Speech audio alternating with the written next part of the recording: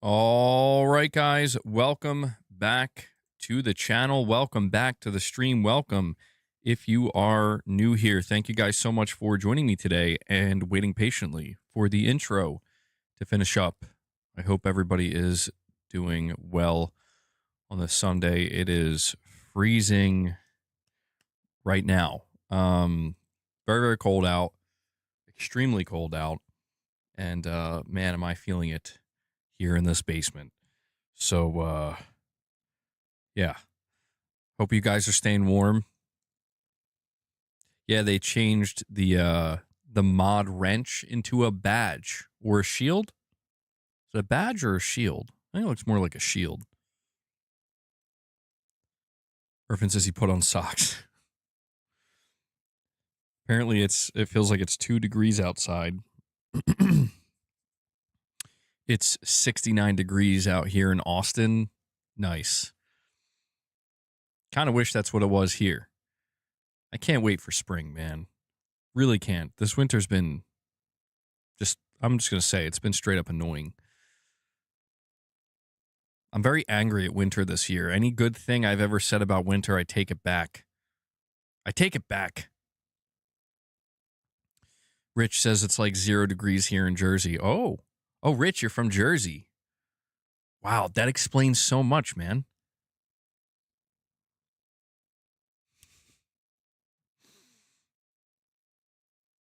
Warm, it's 11 degrees outside. I'm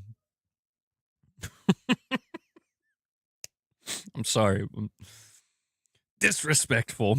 I mean that in the best way possible, Rich. Trust me. Take it from me. 12 degrees in Virginia. Dude, I'm like literally like doing this to my hands. That's how cold it is down here. Were you from like Pennsylvania or something? Rich, I might be right next door. Right next door. Yeah. Might be closer than you think. Rich. I'll let you figure that one out. Wait till I open the P.O. box, then you'll find out. We're just like, we're neighbors. We're literal neighbors. You know, I do have I think the person who lives behind me is a cop. Yeah, how funny would that be? Find out Rich Rod literally lives directly behind me. Then I'd never hear the end of it. He'd literally like sneak into my house, man, while I'm streaming. All right. Yes, that would be a nightmare. Guys, do me a favor. Listen, we're going to get into some topics in a little while here. We have some things we're going to discuss. But before I do, yeah, just yelling rude at night. Before I do me a favor, take a moment and hit that like button, okay? Hitting the like button helps the streams. It helps with YouTube's algorithm. We want to try to continue to get more people in here and grow this wonderful community. So in order to do that, hitting the like button helps. We're going to be talking about a few different things today. One of the things we're discussing, we have some good news and I think like some not so good news. So when it comes to the good news, it seems like we have the RAM locked in for the PS6. Like we have an insider, reliable one letting us know how much RAM is going to be in the PS6 home console as well as the handheld. But the not so good news is we have another insider informing us that, hey, listen, if you were looking forward to Horizon 3, it's many years away, apparently. It's not going to be ready anytime soon. And I feel like the timing of this, it's worth covering because I've seen quite a few people talking about Horizon 3 because of the, new multiplayer game announcement. And so we'll talk about that. And we'll also talk a little bit about Pragmata because the demo is out on PS5. How many of you guys downloaded the Pragmata demo and tried it? I did play it. I did complete the demo. And so I'll talk a little bit about that and give my thoughts on it as well. And I'm sure we'll have some random stuff we discuss over the course of the stream too. But before we do that, guys, if you want to help support the channel, okay, if you appreciate what I do here, if you want to help support like Rich Rod, he dropped a direct dono, which I'll, I'll read in just a second. Consider becoming a channel member. All right. Becoming a channel member allows you to basically support the channel month over month directly, and it helps tremendously. So shout out to all of my channel members. You can also gift memberships. A lot of people get gifted memberships, and they're able to enjoy the perks of being a member for free. And a lot of people actually decide to renew their memberships as well. So if we hit 25 members, we'll feed the beast. And you can also drop a super chat or a direct donation. Everything contributes to the channel and helps. We are fan funded, so thank you for allowing me to do this. Rich Rod says, announcement in the, oh god, he's referring me to the Discord. Announcement on the general chat of Discord. My damn mouse ain't working, bro. So cold down here, my mouse won't even work. I'm starting to rage. Rich, let me try one more time. Announcement on the general chat of Discord. We want the smoke. No more fruit nuggets, repulsive, disgusting content creators. Your days are numbered. We've got a new sheriff in town. Apparently. I will go check that, Rich. I will do so regrettably. Oh, God. Okay, I have to vet this first. There's no way Rich left a freaking... The Rich Rod tax is now in effect. This man is now sending me voice recordings.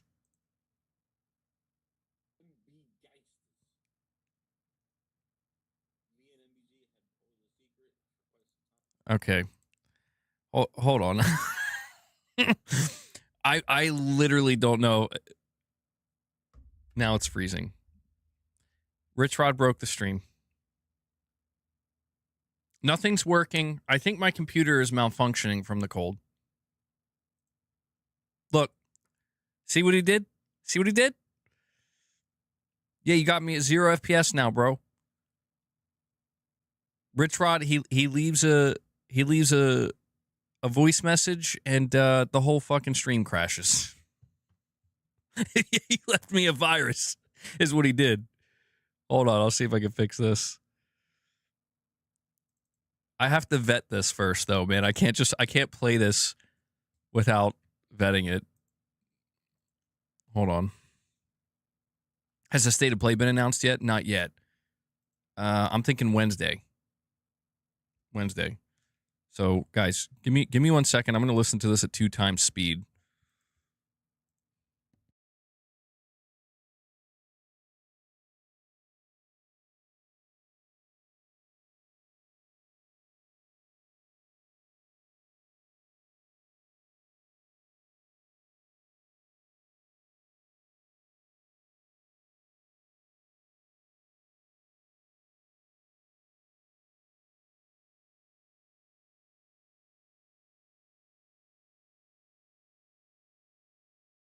Bro,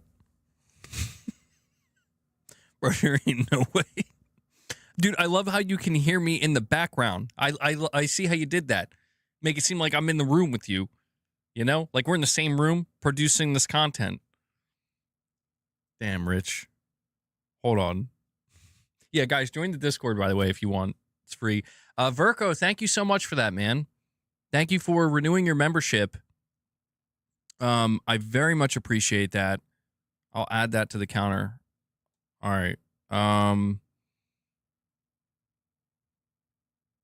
My God, dude, this is like the closest thing to getting call-ins.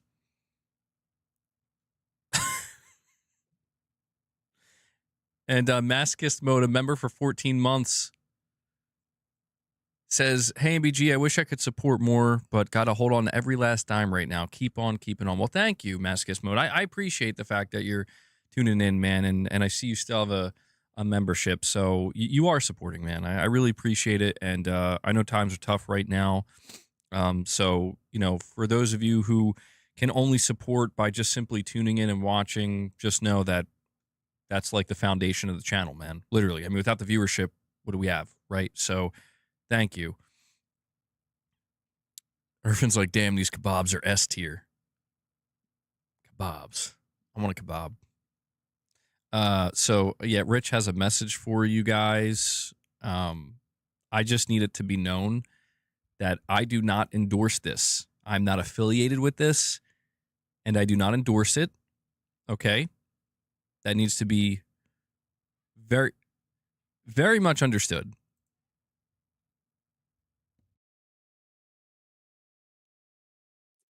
MB Gangsters. Me and MBG have been holding a secret for quite some time.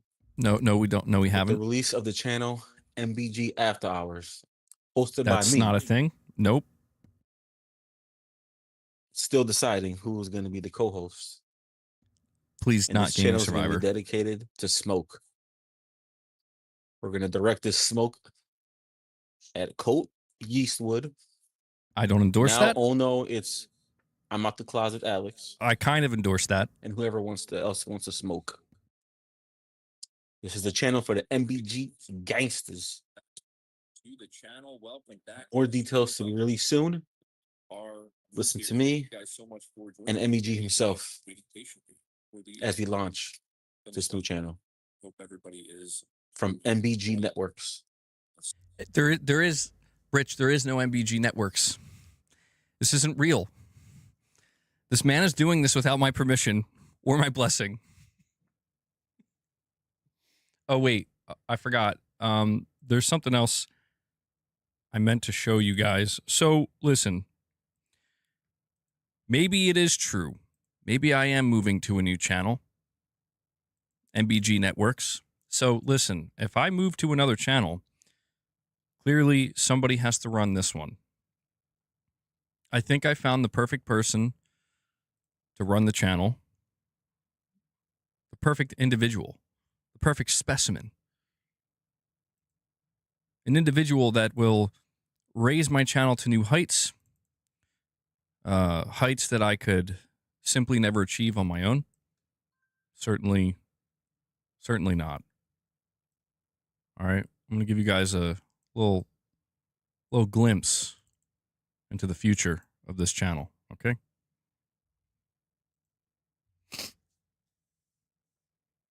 So, yeah, big announcements today. Big announcements happening. I'm I'm gonna be moving to the new MBG network, where it's just all about the smoke. And boss, he's been training for a long time. He's been preparing. He's going to be taking over my spot here. And Verko, I'm sorry, man, I forgot to add your your membership to the. Yeah, he's my successor. It's been a long time coming. To no one's surprise, this is what they wanted.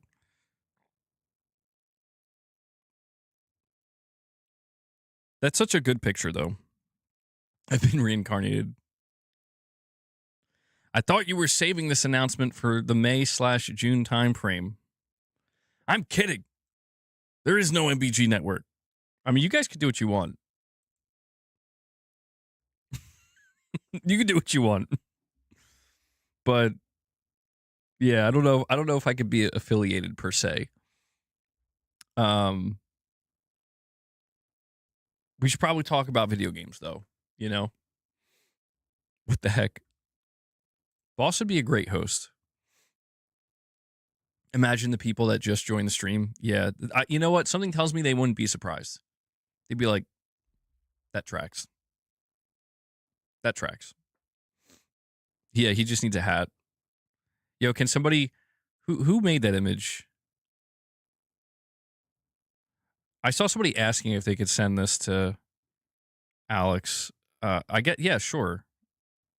People better not be mean though. Don't be mean to my cat. That's not nice. Only I can be mean, the boss. Yeah, but we need one with him with a hat on. That's what we need. All right. Let's dive into some topics then. Okay. I should put them in the chat. Oh yeah, that would be good. Yeah. Somebody should do an AI image of boss sitting next to me in a chair with a microphone. Like he's my co-host. That'd be a good one. MBG, I had a dream where I was playing uh basketball and you literally appeared out of nowhere and told me to pass the ball. Yeah, I know. Tarnished. I was in the astral plane.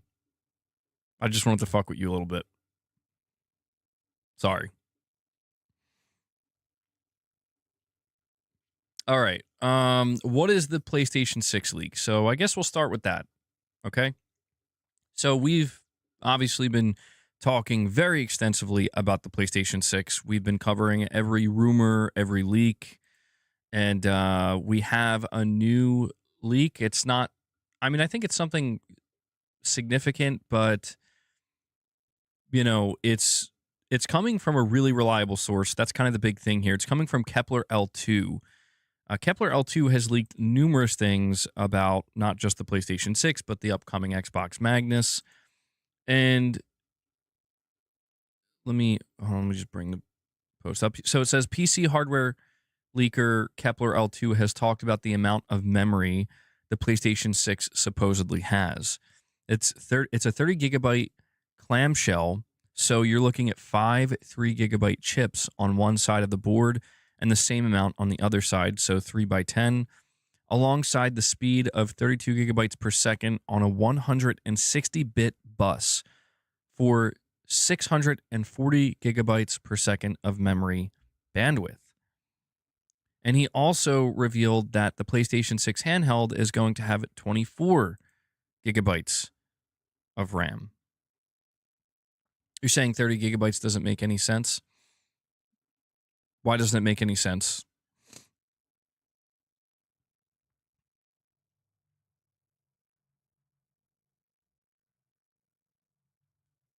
Is the PlayStation 6 even worth buying? Because I heard it's not that powerful compared to the PlayStation 5.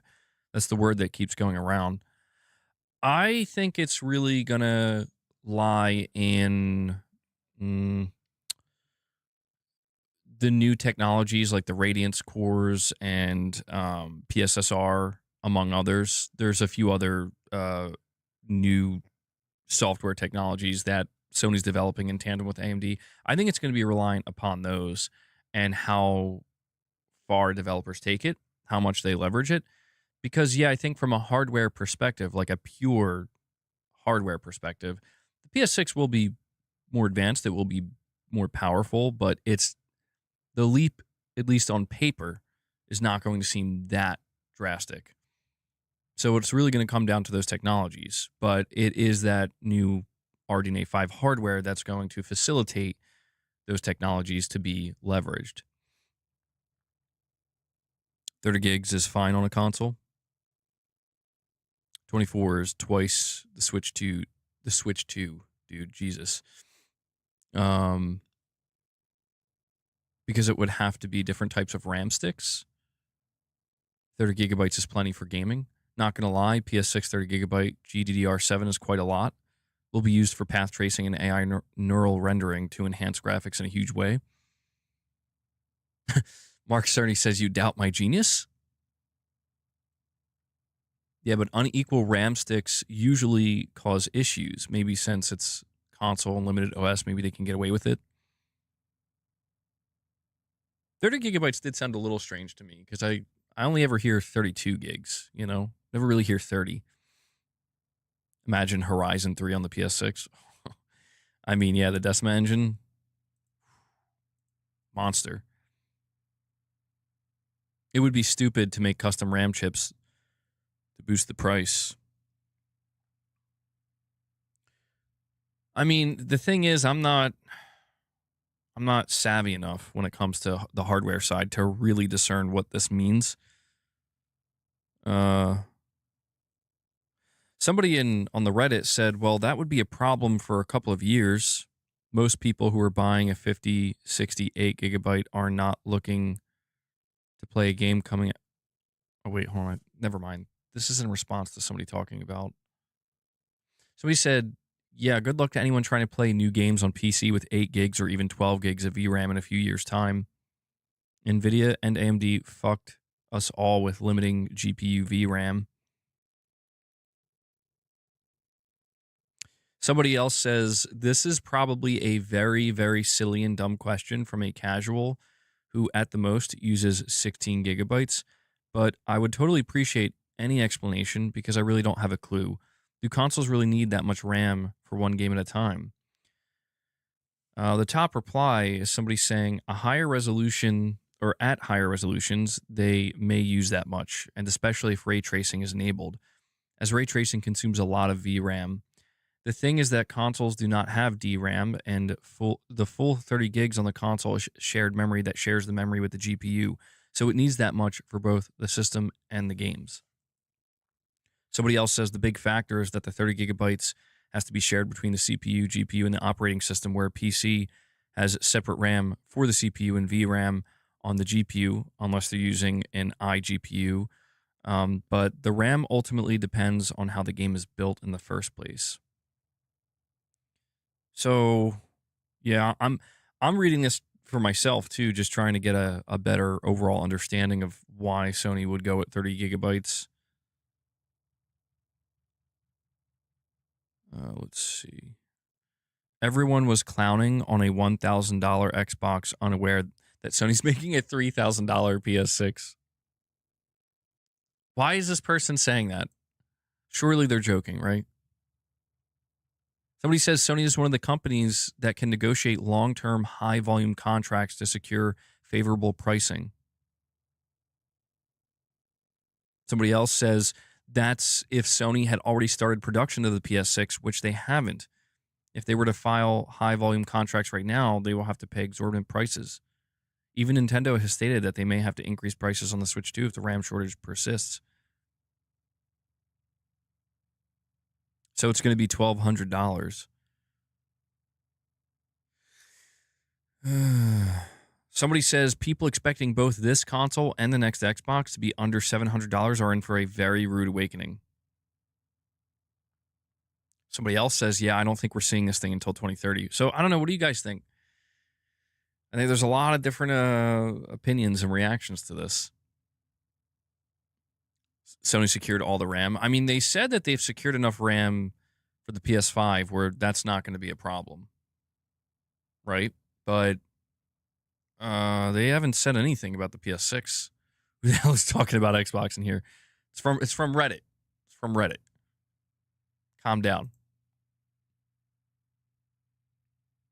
The Last of Us Part 1 remaster re-release Redux is going to look so good.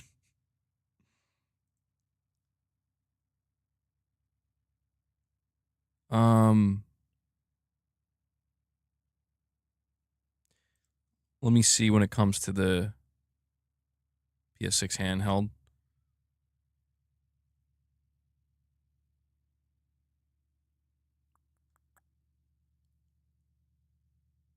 Somebody says Kepler's not revealing insider information. Someone asked him what he thinks would be a good RAM for the portable, and he responded with 24 gigabytes.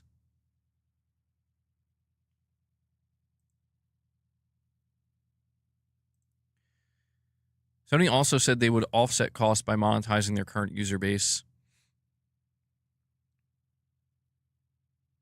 Did I cancel my membership in protest of Corpo MBG again? Damn it, Titus.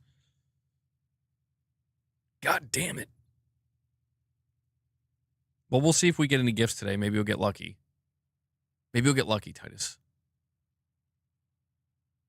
You think 24 gigabytes for the handheld is too much for 1080-60? Well,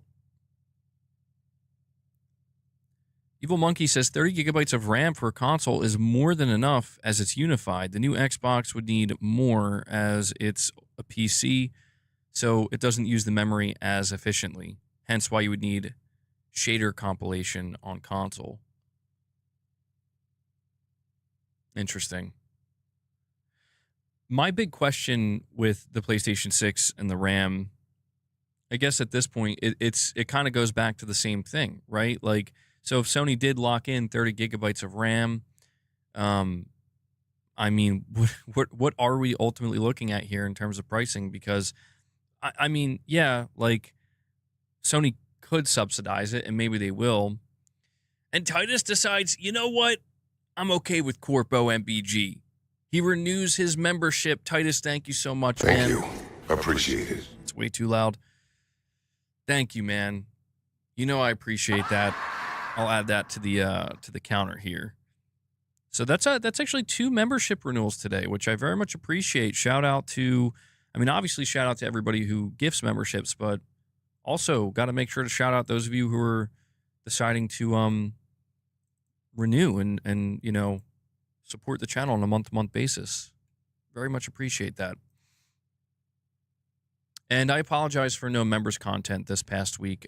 We had a really, really, really awful like stomach flu virus, just impacted the entire family, and past couple days have been very, very rough. So I was just focusing on desperately trying to put out regular content and survive that. So we'll have more members content coming up, obviously, but just wanted to let you know that I'm not abandoning members content. Just the timing was bad. So you think the PS6 will be $600? This is why they opted to be less powerful than the next Xbox? Well, that's the thing. I mean, when people talk about the PlayStation 6 potentially being not that powerful on paper, hardware-wise, right? Like, it seems like it's kind of, I don't know, it doesn't really pop. Like, oh, that looks like next gen. Like, that's a massive leap. I mean, yeah, what the technologies that they're developing, I feel like this is kind of what they're leaning into. It's all about efficiency. It's all about finding different ways to get, I guess you could say, like what we would consider next gen results without having to just brute force it through bigger and bigger GPUs and just more and more silicon, you know? Someone's screaming, get out of the toilet, I need to go. I mean, perhaps. If you know, you know. If anything, Microsoft will need more RAM if they're going to have full Windows and all of these PC stores. PlayStation doesn't need as much because the ecosystem is more focused on the PlayStation experience. Yeah, that seems to be the general idea here, is that Sony can ultimately afford to go with less RAM because of the unification. That makes sense. That's always kind of been one of the pros of a console from that standpoint, is, you know, just less overhead in general, a little bit more streamlined. Even if the next gen Xbox is slightly more powerful than the PS6, it's not going to be that massive of a difference. It definitely won't be. I think Microsoft is just doing what they do best with Magnus, where it's like, all right, just make the biggest GPU, make it just a powerhouse PC, basically. And they're not really worried about the software side as much. And I think the reason why they are doing it this way is not only because that's kind of how they've always done it, but they also have made it pretty clear that they're not going to subsidize the cost. So, you know, they'll be able to charge whatever they want for it. And we talked about this in the last stream, or the stream before that, where they're not really in it for the sales. They're just in it for having the device out there for, I don't know, like an off-ramp or something.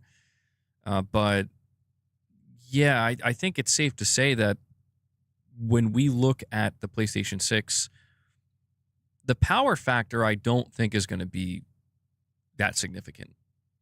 I don't. Like, I think people will talk about it. People will obviously give their opinions on it. But I think at the end of the day, when Sony shows off the PS6, listen, you could say this is true for every console. It is. It always has been. It comes down to the software. But I think with the PlayStation 6, it's going to be more than ever. Like, more than ever, it's going to come down to why should I care about playing this game on the PlayStation 6 over playing it on the PlayStation 5? And so I think software and feature set, these are the two things that I think are really going to be truly critical for the PS6. And, you know, having 30 gigabytes of RAM, uh, based off of what everybody's saying, it seems like that should be like more than enough to allow Sony, and you would assume their first party studios, because that's the thing. I think it's safe to say that their first party studios are going to be the ones kind of pushing the envelope here. I think those are going to be the studios that are really going to push the PS6 as far as it can go, hopefully, and take full advantage of that 30 gigabytes and take full advantage of all of the new RDNA 5, technologies, the Radiance cores, I gotta I gotta get a list of Mark Cerny AMD RDNA 5 features. Let's see. So, okay, yeah, Radiance cores. The Radiance cores are going to be for ray and path tracing, dedicated hardware blocks for real time high performance light transportation and ray traversal. This will free up GPU power, machine learning slash neural processing, a new, more ideal architecture for AI, aiming to improve upscaling and rendering efficiency. Universal compression, a system that evaluates and compresses all data moving to memory, reducing bandwidth and improving performance. Advanced shader slash pipeline architecture, redesigned pipeline for, in many cases, far less concurrent register usage, optimized for both high instruction and high thread parallelism. And next gen PSSR slash FSR4, the evolution of PSSR developed in collaboration with AMD for next gen performance. Mark Cerny has confirmed he's working on big chunks of RDNA 5, which aims to improve upon RDNA 4 and earlier architectures for future gaming applications. And so, this is kind of everything we just ran down there. Like, this is why the hardware leap is not going to be so great, or it's not going to be as noticeable. But I really do think it's going to come down to Sony's first party studios to take, truly full advantage of every single thing we just listed here, and more importantly, try to, I guess, apply them in really practical ways in their games. So when they come out and they show their games for the first time running on the PS6, leveraging these technologies, it's like, here's what we're doing differently. Like, here's what can be achieved using these technologies that simply can't be achieved with, the previous. And that's going to be tough, man. I have no idea how that's going to work because, these technologies aren't even ready to go. So developers haven't even gotten their hands on them yet.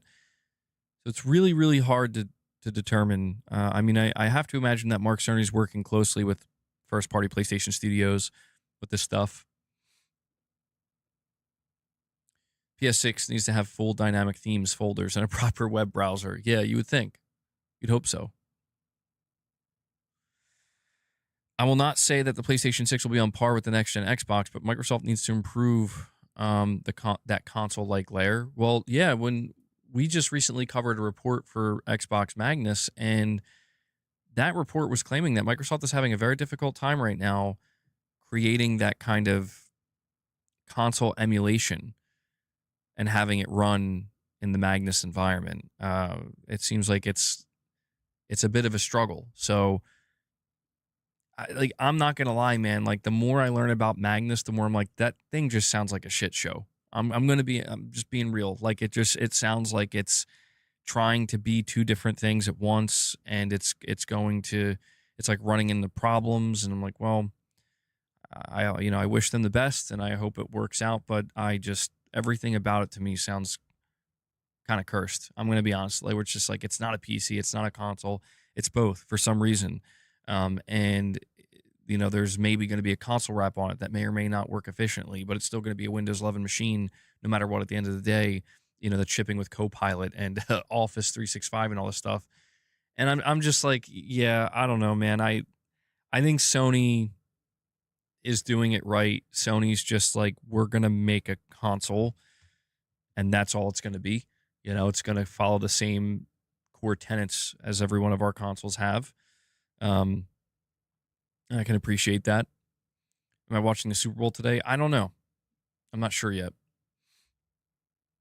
With the PS5, even with the Pro, we are playing at 1080p upscaled to 1440p or 4K, sometimes at 60 with medium settings.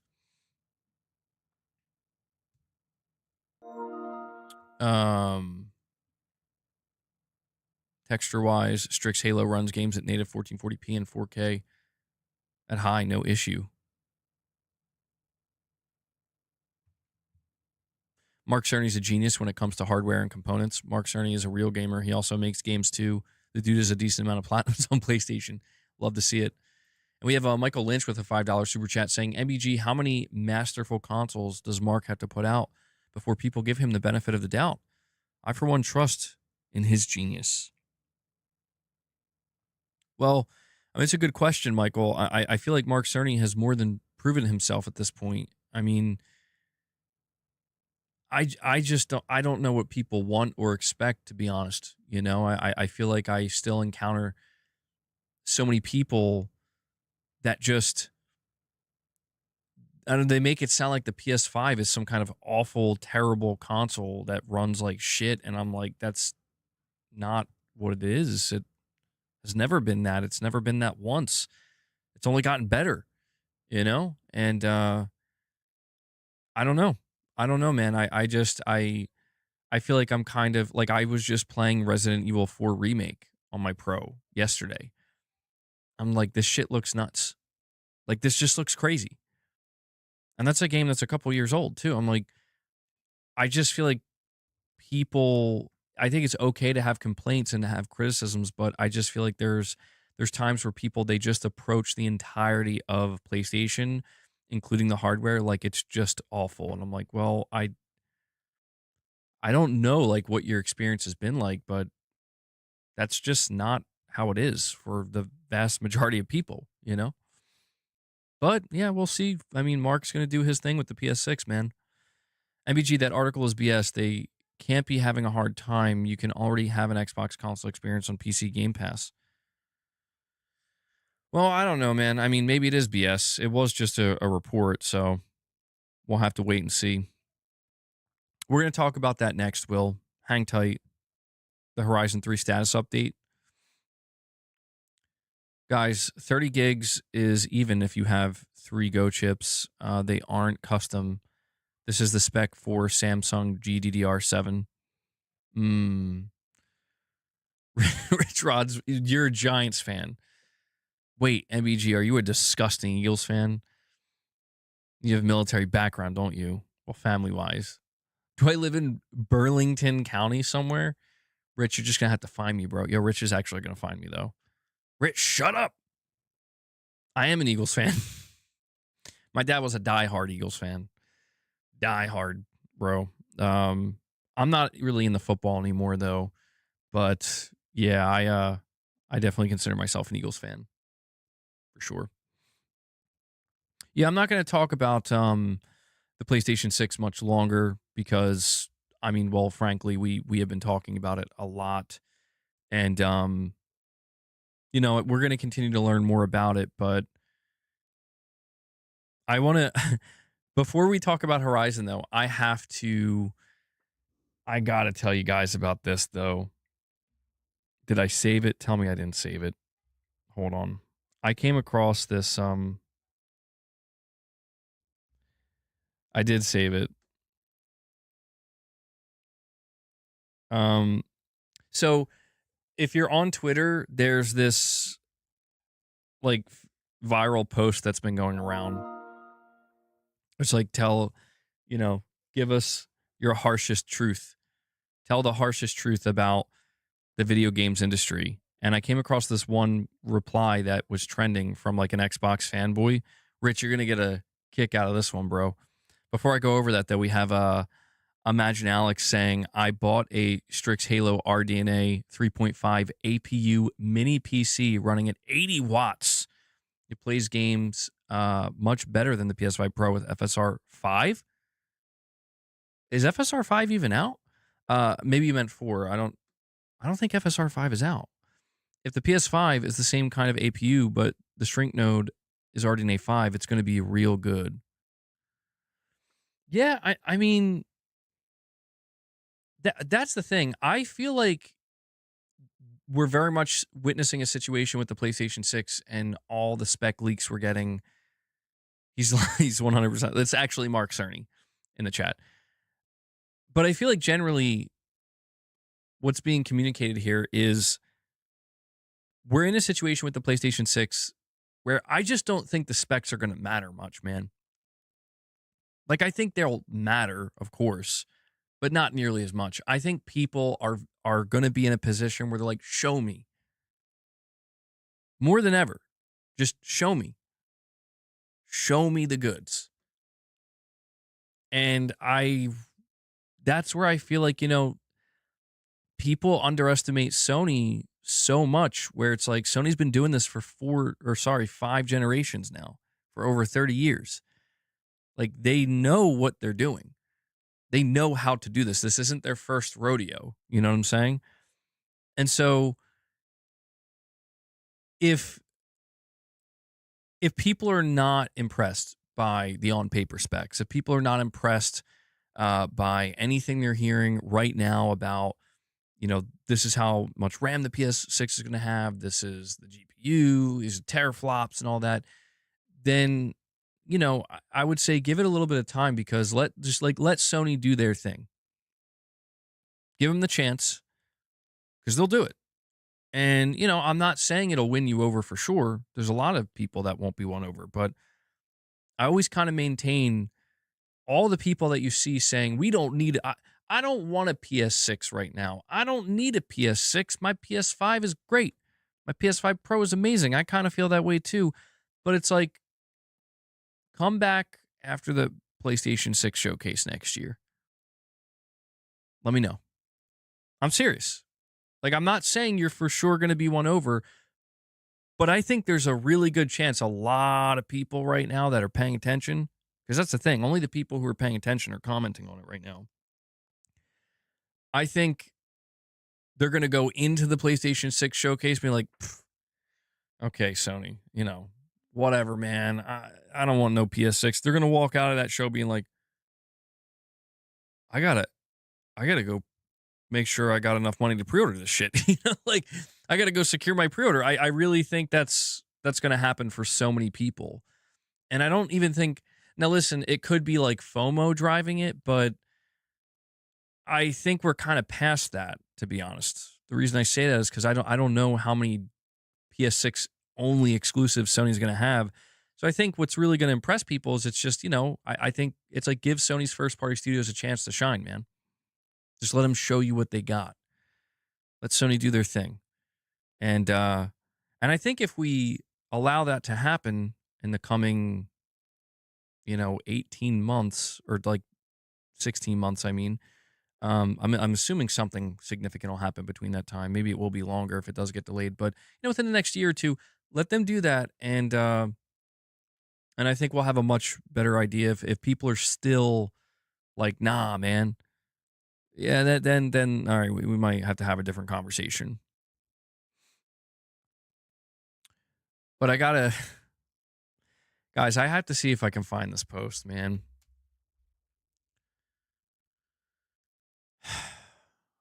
I didn't save a screenshot of it. Damn it! I thought I did. Now I'm annoyed. Um, how would I find this post? PlayStation. Let me see. Harshest gaming truth. That maybe the post will come up. Okay, here we go. I found the post, but it was actually a.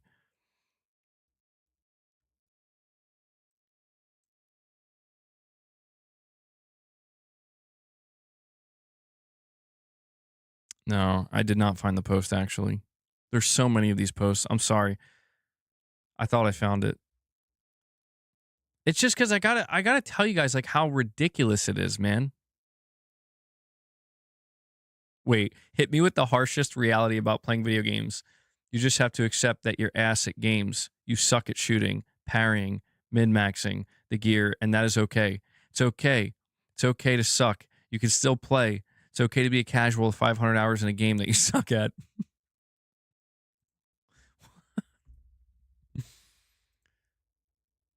I want to say it, but I can't do it justice if I can't read it. Damn it.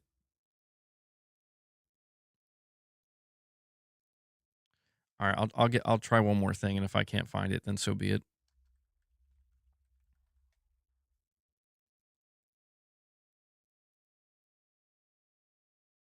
I found it. I found it. Bro, this post went totally fucking viral. This post went totally viral.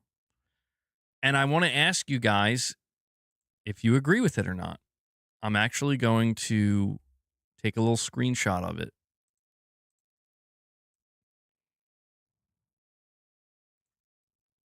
And I'll bring it up on screen.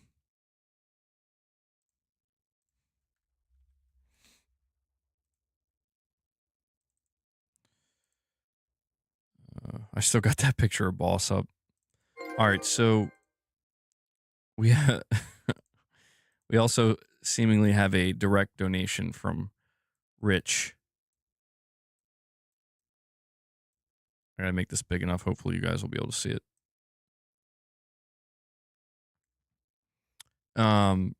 Rich Rod with a direct donation says, "Love Zelda, but Nintendo equals disgusting, making consoles weak on purpose, and now third party being held back like the Series S. PS by OG Games to steal younger crowd." So, Rich, I assume you're a Nintendo fan. I don't like Nintendo. And I don't mean that like I have a problem with them. I just mean I literally don't. I just don't like them. I'm not offended by them. I'm not upset by them. Nintendo is the epitome of I could not be more indifferent. And I say this as somebody who tried with the announcement of the Switch 2 to conjure up some kind of interest. I just can't do it. I just can't do it, man. Like, if there are Nintendo games that I would enjoy playing, I just don't know how I'm ever going to get around to that because there's some kind of like barrier there for me with Nintendo where I'm like, I'm not playing this shit, you know? Like, and I hate that I feel that way. Well, I don't hate that I feel that way, but I just, I don't fight it anymore. Duskbloods, I'm going to be honest, I'm kind of the person that's assuming Duskbloods will eventually make its way to PlayStation. If that ends up being a permanent exclusive, that's going to be fascinating to me. But I'm going to bring this post up. Okay.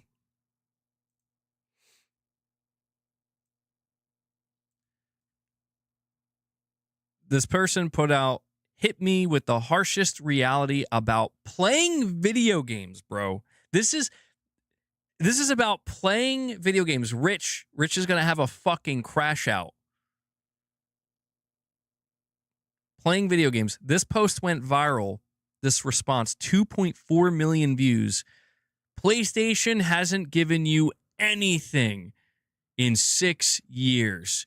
You bought a console just to play remasters and remakes for games you already beat. That's the harshest reality about playing video games as a collective. Dude, god damn, Sony, what you do to us out here, bro? Oh, no. Oh, no. Hold on, though. Let's take a look at this person's. This person is Iron Claw Gaming.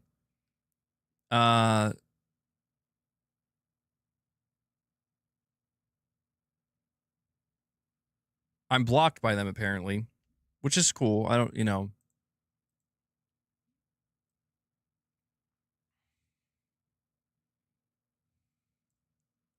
Well, I gotta take one more picture.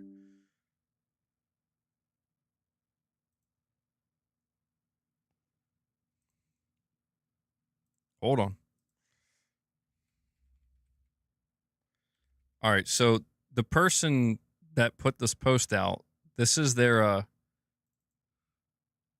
on, this is you're never going to believe this. Guys, prepare yourselves.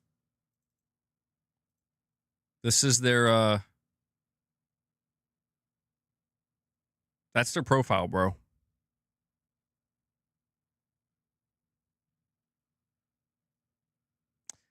This is clearly somebody who has spent an extensive amount of time playing on PlayStation, specifically playing PS5. So when they say this with authority and it gets 2.4 million views, you know they know what they're talking about. but yeah, man, I just think it's so funny. Like, I actually think it's genuinely funny. That's like, of all the things in gaming. Now, here's my retort. Here's my response. You ready? Here's my response. I'm telling you, some of these guys out here, they are really struggling knowing that PS5 buyers get not only Sony games, but Microsoft games too. This is how they cope with it, bro. You know this is how they cope with it. Because you could sit there and you could say, I'm going to give you the harshest reality. You bought a PlayStation to fucking play The Last of Us remastered for the 6th goddamn time. And I'm like, listen, I ain't going to argue that, son. I ain't going to argue that. Sony, stop fucking selling me The Last of Us. I don't want to see it no more. But goddamn if I don't also get Halo, Fable, Gears, Forza. I mean, dude, it's just like, come on, man. I can't even conjure up a proper defense. I could, but I can't, because it's just like, this needs to be reversed. The person, the dude with tears in his eyes, that's Phil Spencer whispering in their ear saying, they're getting Halo and Wolverine and Gears of War. Suck it down. All right. Yeah, dude, I came across that shit though, and I'm like, there ain't no way. All right, listen. All jokes aside though. I don't want to be the Sony pony PS5 Defense Force, but I'm going to just say it. Sony Defense Force activate. Come on, bro. Come on. Like, listen, maybe it's just because I played these games. Maybe it's because I platinum these games. But God, can we just stop? Don't stop. I know you won't stop. But I'm just going to say it anyway. Can we just stop pretending? Like, seriously, can we stop pretending that Sony hasn't fucking released video games this gen? Like, dude, I'm sorry, but they have. You just haven't played them. There's a difference. There is a difference between they didn't release video games. They didn't make video games. There's a difference between that and you didn't fucking buy and play them, son. Like, are you playing GT7? Did you play God of War Ragnarok? Are you playing Astrobot? For fuck's sake. Are you going to play Soros? Did you fucking play Returnal? Did you play Ratchet and Clank? What about Demon Souls? Did you play any of this shit? No? Then shut the fuck up. You dumb bitch. The violence is coming out. I'm sorry, guys. I've been sick for the past couple days, and I'm feeling good. In case you can't tell, I'm feeling good. But I mean, come on, bro. They won't count it if it's a remaster, but they'll fucking count Halo Campaign Evolved. You know they'll count that shit. Oh, Halo? Again? Campaign remastered again? And that's not even no hate towards Halo. I think it's fine. Sons of bitches. No, but Sony though, come on, man. Sony, please. Like, please, when you drop the PS6, please don't drop another Last of Us remaster. I can't take it no more, man. Nobody asked for that Halo. That's harsh, man. That is harsh. Nobody asked for that Halo. But yeah, I don't know, man. I think, I'll be honest with you at this point, I just think people like to just, some of these Xbox guys, it's not even people, some of these Xbox guys, they just, come on, just admit it. It's fine. Like, I admit, like, I hate Xbox and I hope it dies faster. Die, please. Okay, I'll admit that. Now, you admit that you hate PlayStation and you're very upset that Microsoft is releasing games on PlayStation. We can shake on that, and we're all good.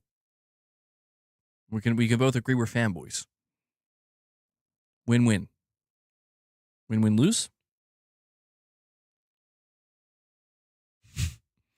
Microsoft is dead in my eyes. Xbox is truly dead in my eyes until they give me that Crackdown 3 remaster on PS5. That guy was Jim Ryan.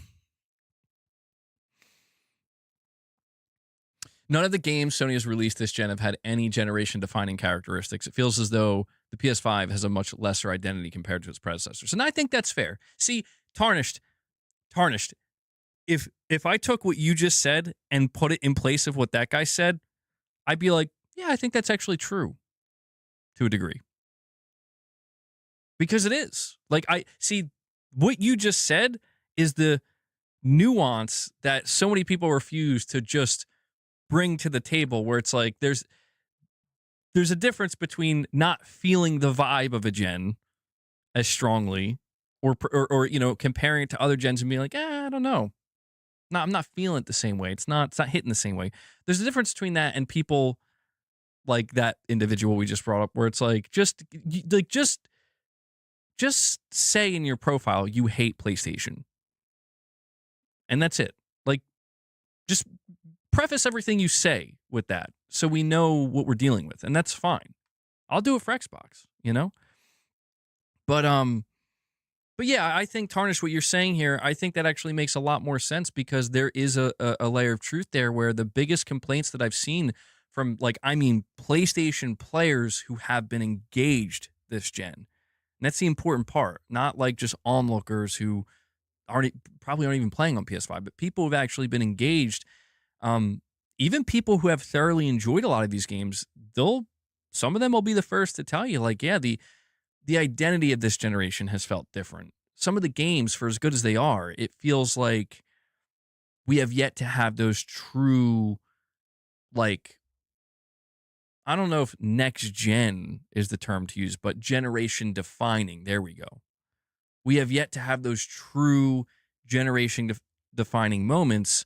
And it feels like some of those moments came earlier on in previous generations. Now, I still maintain, when talking about PlayStation here, I still maintain that I think one of the biggest changes that has kind of hurt that aspect of PlayStation is the fact that Sony basically gave up on trying to have the big explosive showcases, where I always refer back to, you know, like E3 2015 and E3 2016. And I get it, like, those days are over, but I always try to let people know that, like, most of the games, like, this is the important part, right? Most of the games that Sony revealed at those showcases were years away and didn't come out for like a year, 2 years, 3 years, 4 years in some cases, sometimes longer. I mean, I just think people are struggling with the fact that Sony just seemingly is completely unwilling to do that anymore. Where it's why when we talk about the upcoming state of play, like people just don't have the same excitement anymore.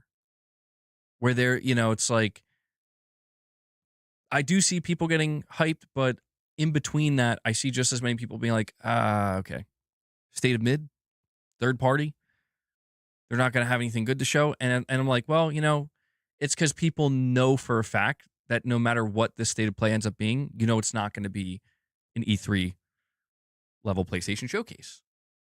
Nothing Sony does is going to be that anymore, apparently. And I really think that that has changed people's perception because what it means is that Sony's willing to just sit on stuff. Like, oh yeah, we could show you what studio A, B, C, and D are working on, even if it's 4 or 5 years away, and build the hype. But we're not doing that. We're going to reveal what studio A, B, C, and D are working on when there's like a 12-month gap left, maybe 16 months. Damn, Sony are scum now. They're squeezing the base like a cowardly lemon. Holy shit, I've never a cowardly lemon. But I can say that I've been there since the start. I saw it go down in the live service in Ryan. And that's fair. Like I can always respect that. I can absolutely respect anybody who's been with PlayStation, for a long time. If they feel that way, I'm like, yeah, I'm not. I think those are the people who are definitely allowed to say that because they've been here. They've seen it. Doesn't mean I necessarily agree fully, but yeah, man, I think this helps kind of segue me into the second part of our conversation here, which has to do with Horizon. And listen, this is where I still struggle. I went on an entire tangent on my last stream. I'm not doing it again here. But in case you missed it, I went on an entire tangent about how I just frankly get kind of annoyed at in my opinion, the overly defensive nature of certain groups of PlayStation fans where I feel like I'm trying to be as fair as I can, just like I try to do with Xbox and everything else. And I get it. It's like it's the nature of intense fandom, but we have to extend the conversation with Horizon because Jason Schreier chimed in and Jason Schreier revealed something that to me, if it's true, it it is the epitome of what is wrong. Like if you want to talk about like what did Sony get wrong this generation, if what Jason Schreier is saying is true about Horizon, this to me is the epitome of like, and there it is. That's, in my opinion, that's the biggest issue. And I know people have problems with some of Sony's business practices and, some other things they're doing. And we've talked about that. But as somebody who, I'm engaged with the ecosystem and I'm mostly happy to content with almost everything. And the most important thing to me is the first party studios, the first party games, how they're being managed and what they're working on and what they're producing. This is a pretty big deal. Devil Street, you're saying MEG, you were calling out PlayStation hypocrisy, calling it as it was. Well, I appreciate that. I've tried my best. I try my best to make it clear where like I do have biases and I'm not going to hide that. So hopefully people can look past that. But if you're, as you guys know, if you're willing to listen to me for a somewhat extended period of time, you'll probably realize that, I try my best. I try my best to call the balls and the strikes, and I'm not perfect every time, but this is an area where I definitely got to call the strike, man, big time. So there's a report here from Push Square, and it says most of Guerrilla Games is currently working on the newly announced co-op game Horizon Hunters Gathering instead of Horizon 3. This is according to Bloomberg journalist Jason Schreier. It is the Dutch studio's next big project in terms of development time, and the next single player entry in the series will come after it, meaning it's still years off. It could even end up being a PlayStation 6 title at this point. On social media site Blue Sky, journalist Jason Schreier was responding to questions relating to Horizon Hunters Gathering. And he suggested that Horizon 3 is still a long ways off. And he believes, quote, most of the studio is working on Horizon Hunter's Gathering right now. This lines up with what Jason Schreier previously said surrounding future Horizon games, where he called Horizon Hunter's Gathering, quote, Guerrilla's next big project. Says here Horizon Zero Dawn launched on PS4 in 2017, and then Horizon Forbidden West followed in 2022. The franchise has been bolstered by PSVR 2 launch game Horizon Call of the Mountain, a PS5 remaster of the first installment, and Lego Horizon Adventures. There's also Horizon Steel Frontiers from, oh my God, when you lay it out like that, it's like Jesus, from NCSoft for PC and mobile phones, and now Horizon Hunter's Gathering. In the PlayStation blog post announcing Horizon Hunter's Gathering, Guerrilla Games said it's still early on in development and is now accepting signups for early playtests. So, yeah, we have to talk about this, guys, because this, I have to admit, I'm a little bit surprised by this. I already wiped that diabolical live service game from my mind. I'm bringing it back, Titus. Kaz Jam with a $2 chat says, I'm still waiting for the Bloodborne of this gen. It could have just been Bloodborne Remake, bro. I think that could have easily just been the Bloodborne of this gen, but they're like, nah. Listen, I'm not a games journalist, as you know. So I'm not going to be like, I say this without any offense to games journalism, because I'm not a journalist. Because it's like, well, then why don't you do it, MBG? Shut up. Why don't you do it? I get it. But I'm just saying, like, you know, the big thing for game journalists is to get big scoops. I'm shocked that there isn't a game journalist out there that hasn't, went full on, I'm going to find out what the fuck is going on with Bloodborne. Somehow, some way. I feel like there has to be some kind of investigative journalism where somebody just goes the extra mile, because they would get so much credit from me, man, and praise, because something is up. I don't care what anybody says, something is up, dude, where this is not normal. There's something strange. And maybe it really, maybe it just comes down to, maybe it's something super simple where Miyazaki doesn't want to work with Sony, or Miyazaki doesn't want to make Bloodborne 2, and that's it. Or Sony is afraid to make it without him, and they haven't talked to each other yet. Even if it's that simple, I just think it's absolutely wild that we haven't heard a peep about what's going on with Bloodborne. Like it's some kind of enigma. It's some kind of true mystery that only a very few select people walking the planet actually know what's going on with Bloodborne. I just think, yeah, somebody should rise up, man, and be like, I'm doing it. I'm doing it. P-Lump says PlayStation is turning into the old Xbox. Not necessarily. I mean, I get where you're coming from. Here's the key difference, though, right? And I can say this as somebody who was there with old Xbox. You're talking about like Xbox One era. The difference between PlayStation in 2026 and, like, let's say Xbox in 2016, 17, 18 is that I remember when I was feeling this way about Microsoft Game Studios, and I'm like, Sea of Thieves, I don't know about that, man. And I'm looking at like Crackdown 3, and I'm like praying to God, like, please let State of Decay 2 be good. And like there's like Recore, and I'm like, what is that, man? Let's get the member train rolling. Yeah, hopefully we can, man. I'd appreciate that. The biggest difference is that for everything that Microsoft was doing wrong from their first party, like if they showed me a game like Crackdown 3 where I'm like, what the hell is that? Or they're like, here's Bleeding Edge, or some shit like that. There wasn't something better where it's like, okay, well, that looks terrible, but at least we have this. That didn't exist. That was non-existent, dude. It was like that or another thing that looks just as bad as that, and that's it.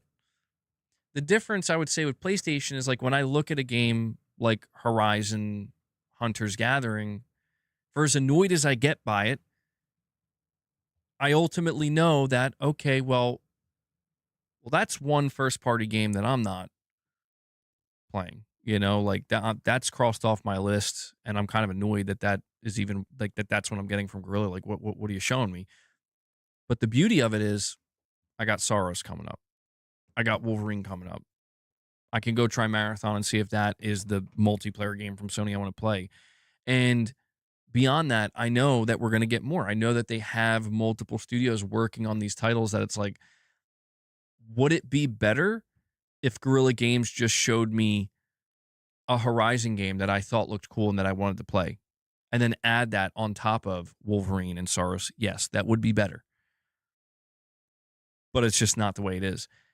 In order for PlayStation to be the equivalent of what I think Xbox was at that time, it would be like, here's Marathon, here's Horizon, Hunter's Gathering, and that's pretty much it for now.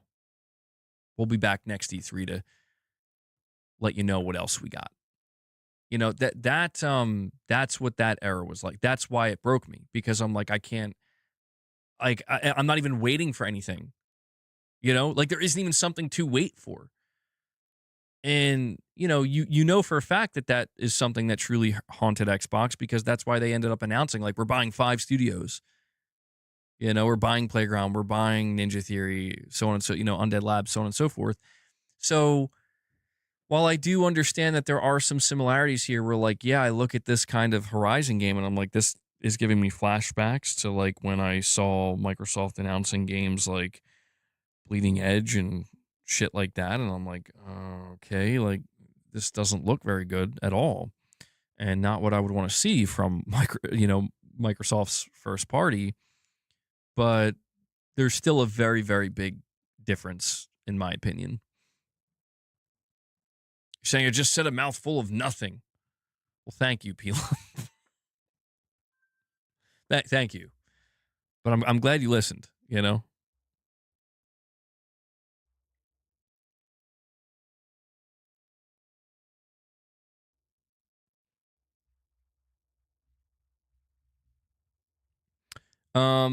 I have more to say, certainly, about this Horizon thing. But before I do, guys, do me a favor, make sure you're hitting that like button. I'd really appreciate that. We have over 200 people here, so if you could just please take a moment, hit that like button. We should easily be able to get over 100 likes. And if you want to help support the channel, like I said, consider becoming a member, gifting memberships, super chats, all that good stuff. Really appreciate the support. We have Kaz Jam, a member for 33 months. He says, I would love a Bloodborne remake, but what I meant was I'm waiting for the first party game of that caliber for the PS5, a true classic. Yeah. Yeah, I kind of understand what you're saying there, Kaz Jam. That was a game that kind of came out of nowhere early on in the PS4 gen that I think really helped set the tone of, like you said, instant classic. I mean, I think maybe Returnal could be close to that, but I think it's still kind of a little bit below something like Bloodborne, certainly. Um, Maybe Astrobot for a lot of people, it feels like that. But I can understand how for a lot of people, Astrobot is not that game. So I get what you're saying. Something that feels truly like different, like it's not a sequel. It's not like a game in a completely different genre. It's just something that it hits dead center of, like, this is triple A, yeah, like generation defining new game. Yeah, and I kind of get that. That's what I mean when I say I think the identity, those things I think will come. At least I'm hopeful they will. But I think it's probably going to be stacked, like, at the end of the generation. Like, I think Saros could be that, maybe. I think people are maybe underestimating the potential of Saros. But yeah, people want to see something a little bit different from Sony. And I mean, look, man, we've talked about Intergalactic, and I'm like, Intergalactic, from what I can tell, that's a very different Naughty Dog game. So we'll see. We'll see. Whiskey Gaming says, I know everyone here is dunking on the Horizon hunting grounds, but oddly enough, it has almost nothing but likes and heart on the PlayStation Facebook post for the trailer. 4K plus reactions, 265 battles. Really? On the Facebook post? Damn.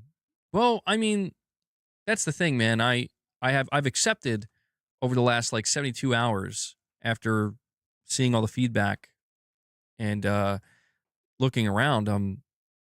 I've determined that there is a small audience for this. I have to emphasize the word small because like I have not seen anything indicate there's going to be a large audience for this. But I do think this game might be able to survive if they take in the feedback properly. Because I will say I have seen Horizon players. They're like, I like what I'm seeing and I want to play this. I mean, I remember 2 days ago I was on the PS5 subreddit. I was shocked the amount of people I saw on that subreddit. I mean, I was like, okay, like, yeah, there's a lot of people. There's a lot of people in this space that apparently want to play this game. So I wasn't expecting that. So you know, this isn't really so much about, I would say, hammering down on this game in the way that I have been, as much as I have to say that I am kind of disturbed at what Jason Schreier's revealing here. And I just frankly hope it's not true. And I hope that's proven, but it's Jason Schreier. He's very rarely wrong about the things he says. And he usually only says things that he's pretty damn certain of. And when he emphasizes that this is Guerrilla's main game, like the majority of their development workforce is working on this project and putting their full effort into it. And because of that, Horizon 3 is still kind of many years off. I'm like, dude, no. Like that to me is painful to hear because it's like, I'm not saying I expected Horizon 3 next year, you know, or even at the very launch, the beginning months of the PS6. But with the way it's being talked about, I'm like, dude, you're telling me this is like maybe like a 2029 game or something? Like, that to me that's tough. That's a tough pill to swallow because there's just no way around the truth of the matter, which is Horizon 3 it's taking a back seat for this game. And I'm just like, I would feel different, obviously, if this multiplayer game was something I was looking forward to, but I really enjoyed Horizon Zero Dawn and Forbidden West. I'm like, these games are great. This ain't a big problem. I mean, it doesn't have to be a big problem. I just have to genuinely ask the Horizon fan base as a Horizon fan myself. Like, is this preferential? Is this preferred compared to the alternative? The alternative is they didn't make this game or they canceled it really early on because they're like, let's not go down this road with this type of game. Let's all hands on deck, Horizon 3. Let's get this out by 2027. Let's make Horizon 3 potentially the swan song for this gen or something. Come on, man. Like I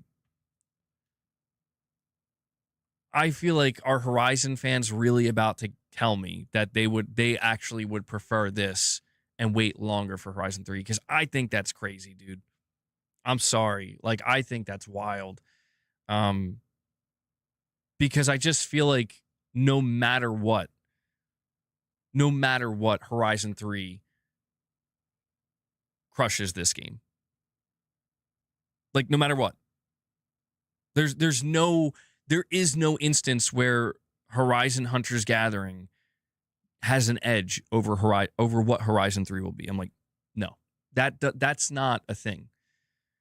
So I'm just a little bit surprised by this because I would have thought that something like Horizon 3 would have been developed more earnestly.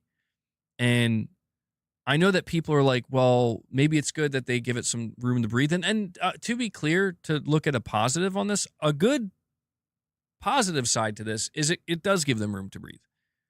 Where if they want to make greater changes to Horizon 3, which if they're going to take this long, I would hope they do. where it's like, if you're going to make me wait, like, I mean, dude, I'm not going to say a decade, but like well over half a decade, I would expect much greater changes and some big leaps forward. If that's what they're planning, then it's like, okay, all will be forgiven, man. Um, but we don't know that. They haven't said anything, and we have Meow coming in out of nowhere. Meow comes in and drops 5 member gifts on you guys. Maybe trying to get a little train started today. Meow, thank you so much for that. I'm going to add that to the goal here.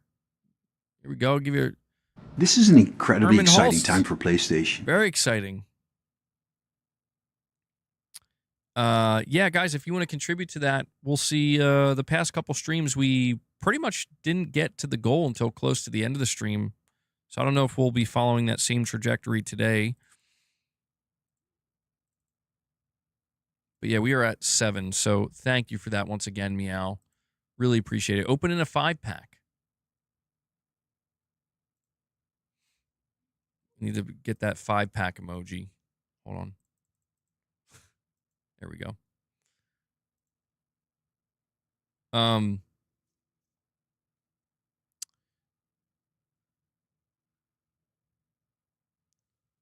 Lady Gamer, yeah, I wish I felt the same way. Like, I have to admit, like I said, if I was excited for Horizon Hunters Gathering, this would be a non-issue for me, ultimately. But I guess it's just, it feels so bad for me because, and I know I'm not the only one where it's like, I would much rather be hearing right now that we might get our first Horizon 3 trailer at an upcoming state of play, and it's going to launch sometime late next year. I would much rather be seeing that than this. And that's where I have this kind of frustration where ultimately I've talked to you guys about how I do want Sony to do live service sometimes. I do want them to have some multiplayer games.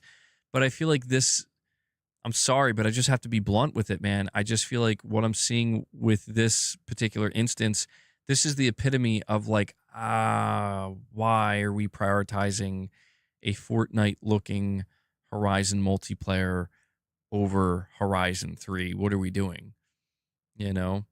And it's like, well, that's what Guerrilla wants to do. And I'm like, that's fine. But like, what about what the fans want?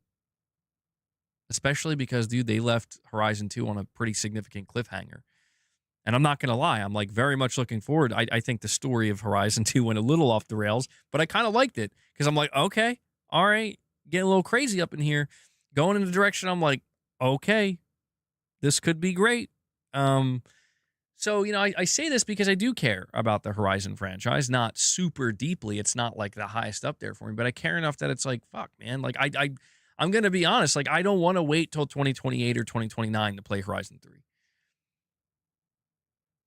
But it's like I said, if they come out and they're like, don't worry, it's taken so long, not because it's getting necessarily fully deprioritized, but because we plan to make bigger leaps forward and bigger changes. We're taking Horizon to space, bro. Like, I mean, if they do some crazy shit, it's like, okay, all right. I won't really be as mad, but he's realizing Sony don't want to dance for him no more. Dance for me, Sony. MBG, I think Jim Ryan's live service misdirection ruined a lot of pace for PS5 this gen. This goes against the very high expectations from the fan base around PS5. It went from outstanding to just being an okay gen. I think there was just a miscalculation. I think that it makes sense that Guerrilla would want to do something else. I don't know, man. I just don't understand how it's like, what do you mean it's early on in development? You know what I'm saying? It's just, there's just things that I'm hearing about this where I'm like, this is making me kind of nervous, guys. Like, I've watched it happen before. I've watched studios. Dude, I sat here and fucking watched what happened to Sony Bend. And there's just some aspects of PlayStation studio management that I have to be brutal towards, because it's like, dude, this is unacceptable. And I start to get nervous where it's like, please don't fall into these traps that I've seen, or I've watched studios like Sony Bend where it's like, guys, we're announcing a new game, our first AAA game since like Siphon Filter or something, Days Gone. And I'm like, that looks promising. I like that. That looks good. Takes many years to develop. It's like, it's okay. They're putting everything they got into it. It launches, and I know not everybody was on board with it, but I'm like, this game's fucking great. Like, this is awesome. Like, it's not perfect, but you guys made a great game. And that sequel bait, I'm here. I'm waiting, Bend. I'll be there day one. I'll be yelling from the rooftops about Days Gone 2 just to find out it's like, we ain't making Days Gone 2. It's like, oh, the fuck you mean you ain't making Days Gone 2? And they're like, it's complicated, but we're not making Days Gone 2. And I'm like, what are you guys making? Like, we're making a new IP, and we're taking everything we learned from Days Gone and we're putting that in a new IP. And I'm like, oh, okay. All right. Like, that's not what I expected, but that could be great too. I believe in you guys. Years go by. All right. Any updates on Sony Bend? Yeah, it's a live service. Oh, okay. Okay. Not all right. This is getting weirder as time goes on. We went from we thought we were getting Days Gone 2 to we're not. We're getting a new IP. Now we're finding out it's not single player, it's a live service. Okay, well, hey, guys, you know what? I still believe in you. I'm still going to give you the benefit of the doubt because I think, I've seen what you're capable of with Days Gone. Maybe we can still get a great multiplayer live service from you. Then we just find out it's like canceled. Just cancel. And it's like, come again? It's like, yes, MBG, that's right. You bought Days Gone in 2019, played the shit out of that game and loved it, and we even baited you for a sequel. Here you are, like 7 years later. Here's Days Gone remastered, and we're not working on anything because our live service game just got canceled.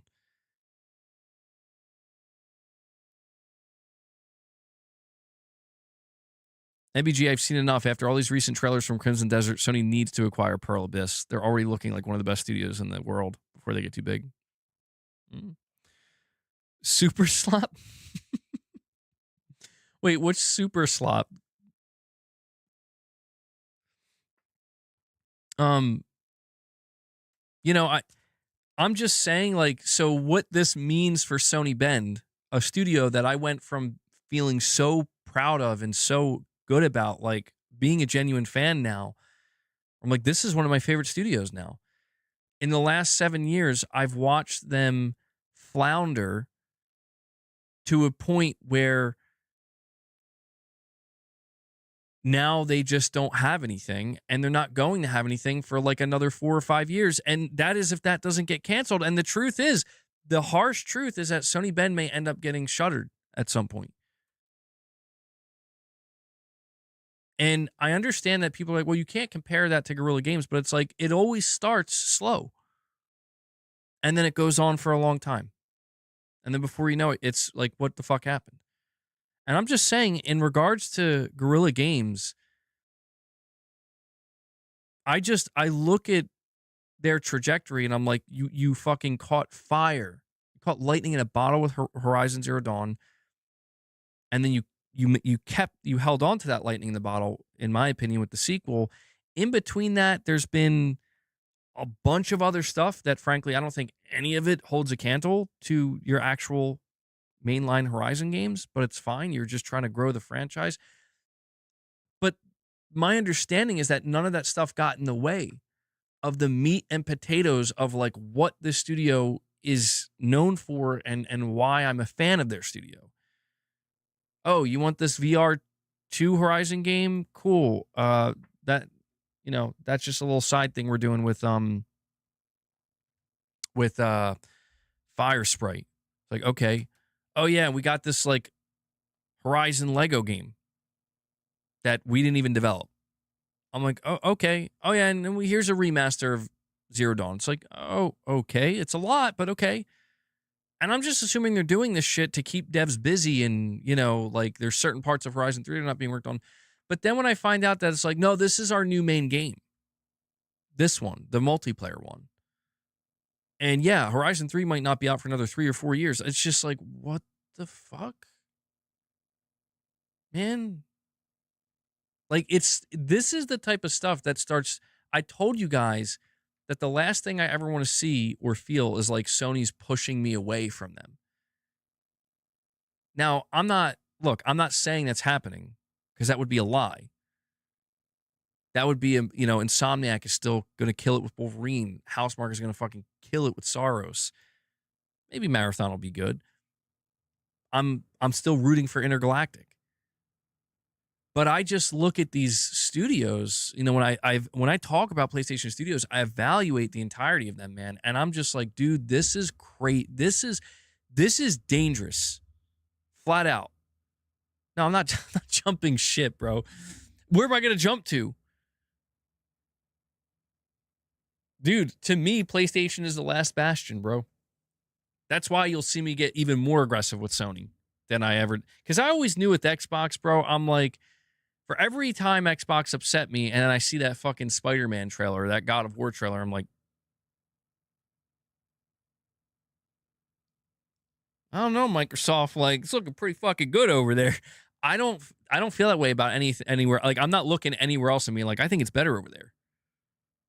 I don't feel that way. To me, it's a matter of like, I want to see PlayStation Studios be the absolute best they can be. And I feel like they can level up that way.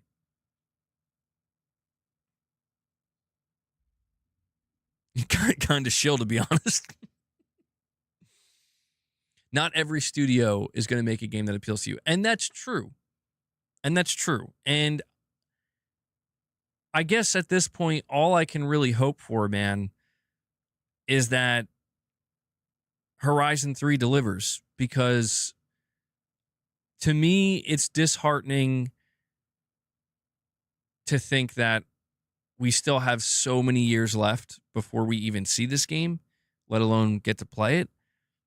And in between, I feel like Guerrilla and Sony have been feeding me so much Horizon stuff where I'm like, okay, guys, like, you're giving me an appetizer here, a dessert there. And it's like, that's all great. But like, the main course is what I'm hungry for. That's what I want from you. That's what I've come to you for. That's what you get right.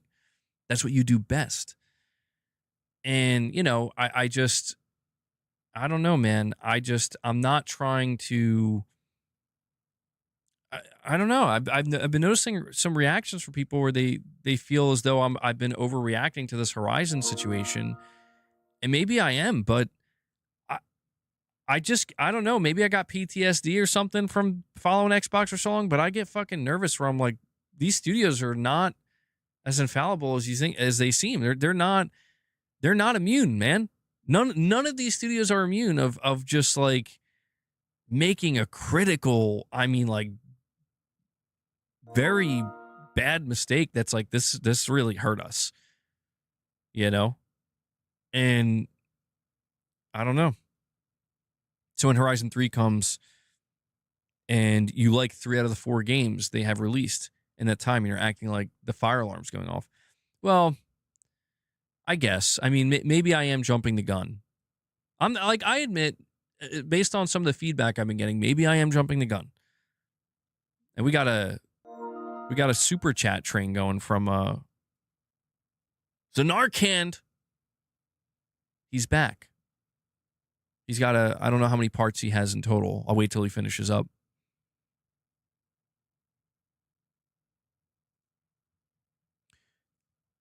You're saying because they're doing what you want, or because they're not doing what I want, they're making a critical mistake. I mean, not necessarily, right? Like, I feel like part of the reason why I'm like kind of cringing at this is because like I'm also getting the vibe that like I think Like, I think we're about to watch Guerrilla Games shit the bed, you know? And I think that's going to be difficult to watch because I feel like I'm not, look, I don't want to see studios become prisoners to their own reputations where it's like you guys can't try anything else or do anything different or take any risk. I don't mean like that. Thank you, Zanarkand. I'll read them in just a moment. I appreciate that, buddy. I guess I'm just saying that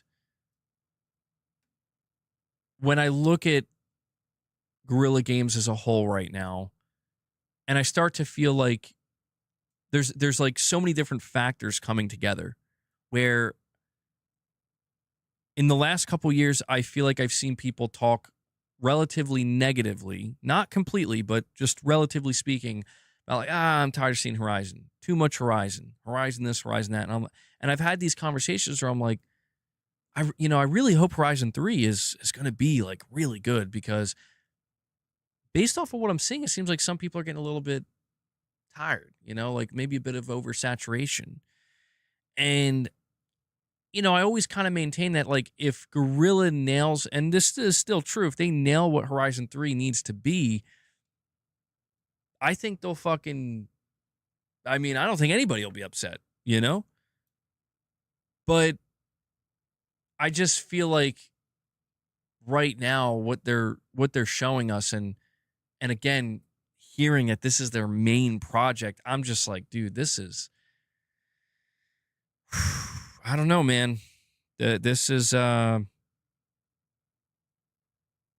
just going to have to, I guess, like take a back seat when it comes to Guerrilla Games where it's like, guys, I'll just let me know when you're going to show Horizon 3. Then I'll be paying attention again. Until then, I'm tuning out. And that's fine.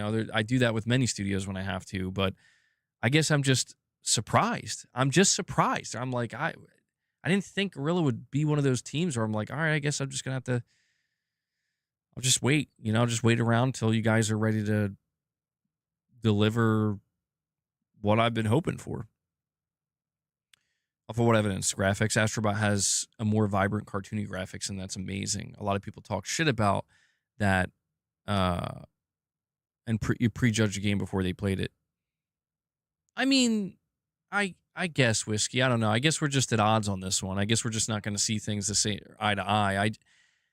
My bigger concern here is that it's like I said. This is. Oh yeah. By the way, Ray or Mrs. MBG, I see her in the chat. Do you think you could drop a Discord link for Zanarkand and Whiskey Gaming? Actually, I don't know if Whiskey Gaming's in the Discord. Anybody else for that matter? If you don't know, I have a Discord. Anybody can join it. Link should be dropped in the chat soon. I mean, look, man. Hopefully, I'm wrong. That's all I can hope for. Is that I hope I'm wrong, and I hope that it's like I said previously.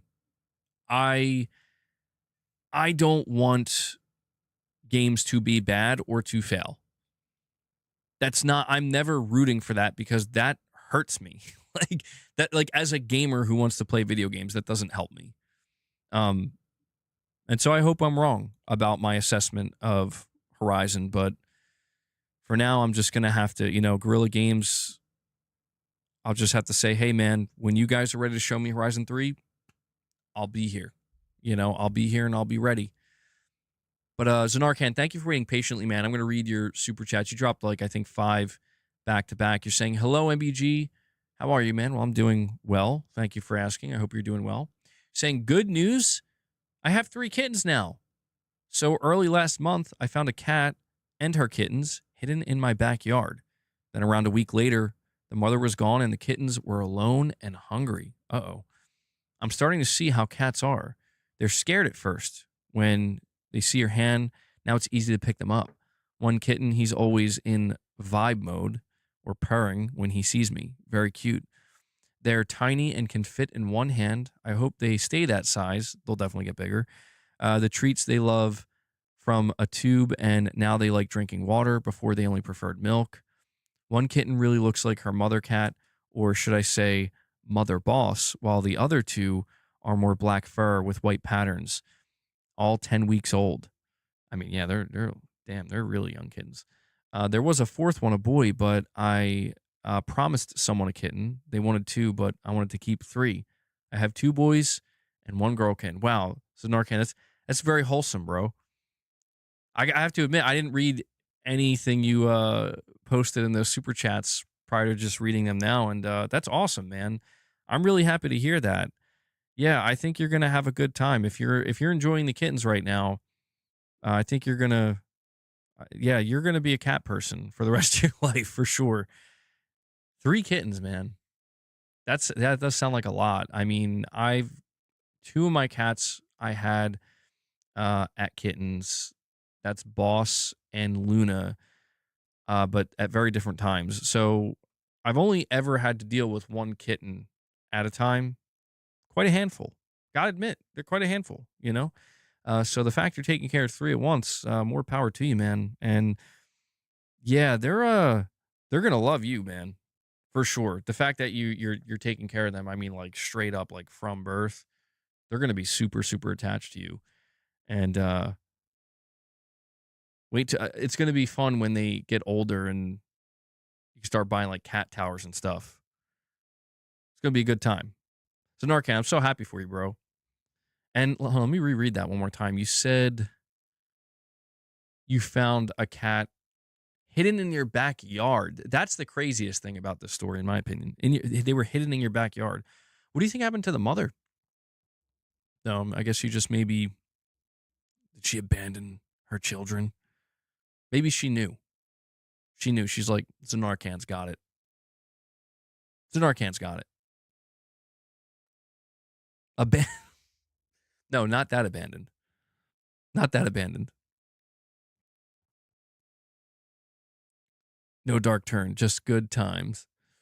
Yeah, man. Well, that's a really wholesome story, Zanarkan, and I'm really happy for you. It sounds like you're having a really good time with the kittens. Like it sounds like they're making you pretty happy. So, um, I love to hear it, man. You'll have to give me in the chat updates as time goes on. Let us know how. And also, if you do join the Discord, people have been posting pictures of their cats and their dogs and their pets. So feel free to, if you join, share any of that stuff, man. I'm sure we'd love to see them. That's good stuff, bro. Did you name them yet, by the way?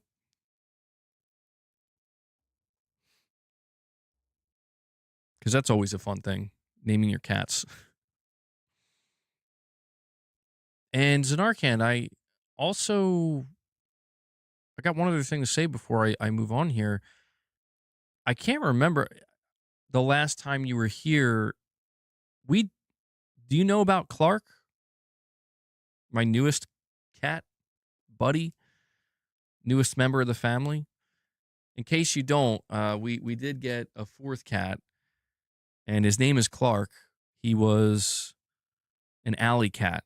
He was a stray, and he was a rescue actually, and so we adopted him. I mean, what? It's been a couple months now, so I can't remember. Maybe I already told you that. Maybe you already know this. It's an Arcan, but that's cool, bro. Yeah, I hope you can post some pictures. I'd like to see them. Is Hellbound here today? Yo, Hellbound, when you get a chance, post another picture of Bart too. I appreciate that guy. You just got that look, you know? You're going to name your dog MBG? Thank you. I'm honored. I'm very honored.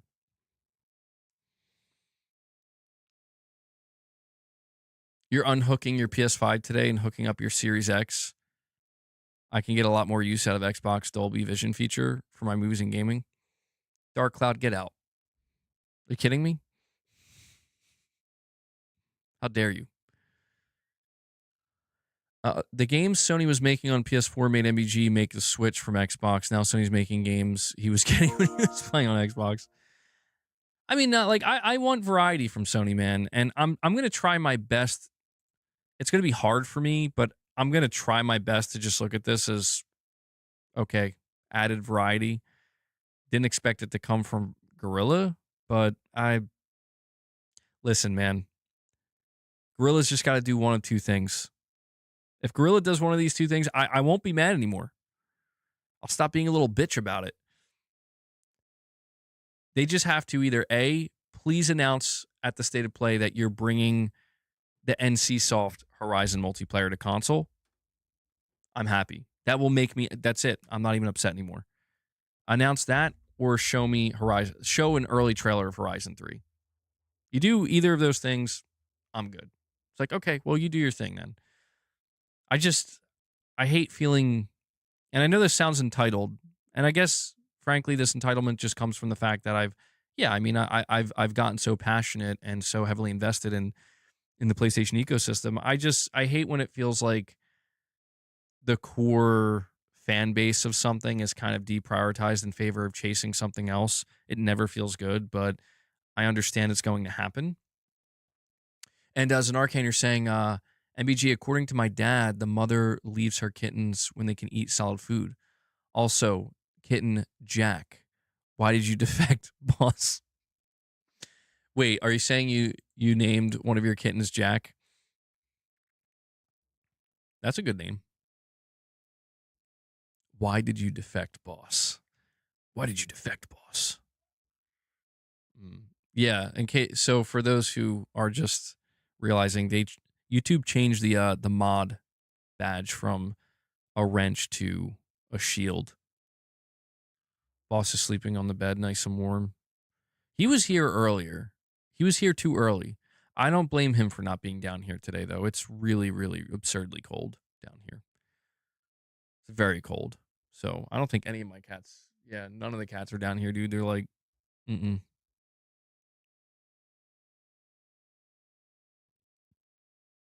MBG, when a game gets canceled, the best option for that studio from a business standpoint is to return to something that has proven to be a success. Bend really have no other option than to do Days Gone 2. If Ben doesn't do Days Gone 2, then I can't feel sorry for them for whatever happens next then. Because I'm not saying you shouldn't do something new or different, but, it's just like, oh, Hellbound, you dropped a new one for me. Thank you, man. Oh, we got another Bart. Bro looks so chill. I like Bart's face. He's got a cute face. He's got that kind of, he's just got that look like, what's up? What's he laying on there? Bart's cool. It's a black cat thing, right? Am I crazy? Like, I feel like once you get a black cat, you're just like not the same after. You just like develop a thing for black cats, right? Because ever since we got Luna, I'm like, yo, black cats are awesome. It's a pillow, okay. Very colorful. He's got that McDonald's vibe going on. The red and yellow. Thank you, Hellbound. I appreciate that, man. Have you noticed that more people have been coming to the stream lately? I guess so. Yeah, it's been fluctuating a little bit, but I think the past couple streams we've had a higher concurrent, which I'm surprised because the news hasn't even been like, it's still been pretty, pretty low. And Corey, he finally arrived. Corey, the legend Landiga, coming out of nowhere, ripping open a 5-pack. Guys, I don't know if Corey has seen it yet, but drop the 5-pack emoji in the chat. I'm no hero. Never was. Also, Corey, Never are you in will the be. Discord, bro? Hellbound just dropped a picture of his cat, Bart. By the way, I did mean to ask Hellbound, is your cat named Bart after like Bart Simpson? Because just when I hear the name Bart, that's the first character I think of. Corey, thank you so much for another 5 member gifts. And I think I missed a super chat from Zanarkand. He says,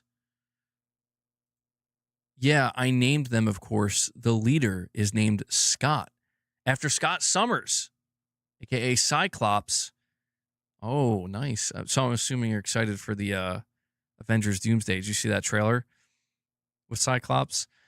Jack, and the other name I'll tell you another time, man.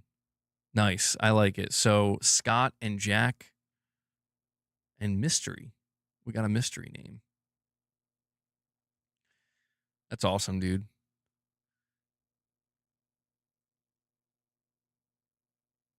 Oh, he was named Bart at the shelter. Interesting. Yo, I got some lore for you. I got some boss lore. You ready? You guys are not ready for this boss lore.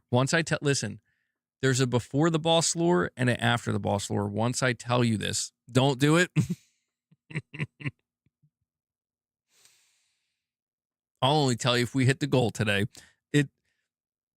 I mean, the lore that I'm about to give you, boss, once you hear it, it will change boss forever, in a sense. Like, there will be something new attached to boss forever. He'll be embarrassed. I'm putting lore behind a paywall. Well, I'll encourage you guys. Hey, look, Corey dropped 5 for you. We're at 12. We'll see. We'll see if we get that train going. All right. And as I say that, we have the Steelers 4190 coming in. He's like, yo, I want that boss lore. Damn, he does want that boss lore. Steelers. Holy shit. Thank you, man. Really appreciate that, bro. That brings us up to 17. So guys, we all right, we might be getting that boss lore sooner than I thought. So Corey opened a 5-pack. Steelers opened a 5-pack. We'll see how many other packs await.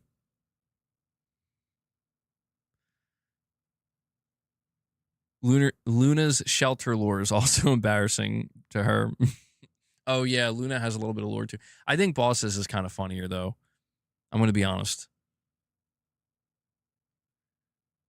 And Zanarkand comes in. He drops another single, bringing us to 18. Zanarkand's feeling it. He's feeling it. He wants to keep the train going. We got Perfect Image with the single pack. It's weird Xbox and Salt channels get more viewers than PlayStation streams, and PlayStation's winning. You'll think it'd be the opposite since Xbox is dead. Well, I mean, I guess it's all about presentation and what exactly the content is, right? I mean, look, man, if I ever... sometimes I might start leaning into some more chaotic type stuff, because I won't lie, like, people do appreciate that. They do enjoy it. I'm not oblivious to that. And if by chaotic, I just mean like it could be silly and over the top. It could be aggressive and, like we're fighting over here, whatever, drama. I don't know. I'm careful about how far I want to lean into it, because, I don't want to I never want to stray too far away from the fact that the whole purpose of this channel is to talk, PlayStation and gaming on PlayStation and stuff like that. But yeah, we'll probably lean into having a little bit more fun this year as time goes on.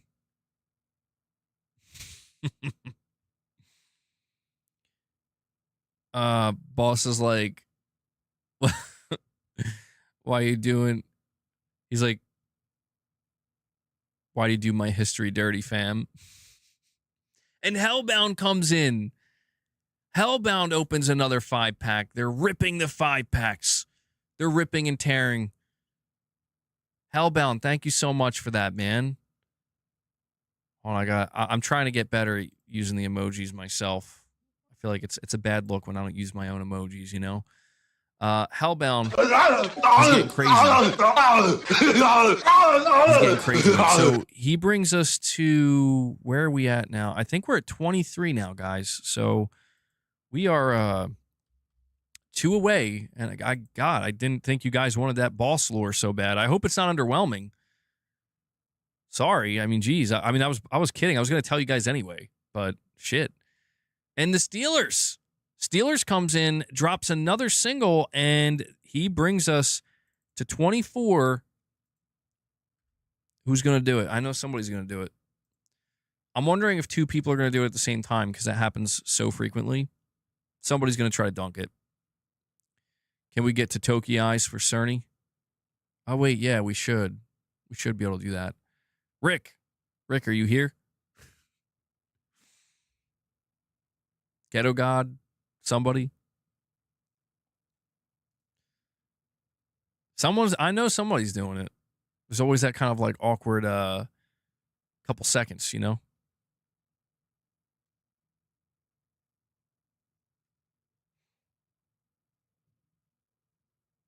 And Zanarkand, he does it.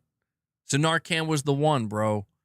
He comes in, he drops another single, and he crushes the first goal. Zanarkand and everybody else who just gifted, thank you all so much. You've unlocked some new boss lore. Oh, hold on. I'm messing it up here. And I'll see if I can get him down here so we can feed him some treats. Thank you all so much. For those of you who receive member gifts, we do have members content you can go check out if you're looking for more content after today's stream. But oh god, okay. You scared the shit out of me.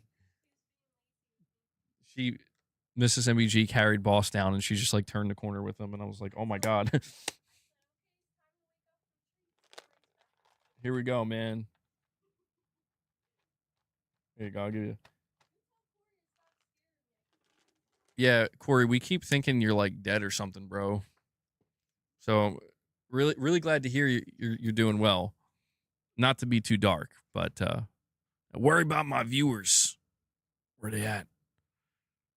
I mean, I'm like half joking, but no, like, dude, seriously, there've been like people that have come to my channel like from a couple years ago, and I remember that one guy, Laurent. He was a really cool dude, and he was like in the hospital, and I don't know, we just like never heard from him again. So it's scary, man. The world's a scary place. But let me see here. So yeah, so we hit the first goal. If we do hit 50 today though, I don't know if we'll be able to get to that or not, but I could do reps or drumming, whatever you guys prefer. What do people prefer? They prefer the reps or they prefer the drums? I know Irfan prefers the drums.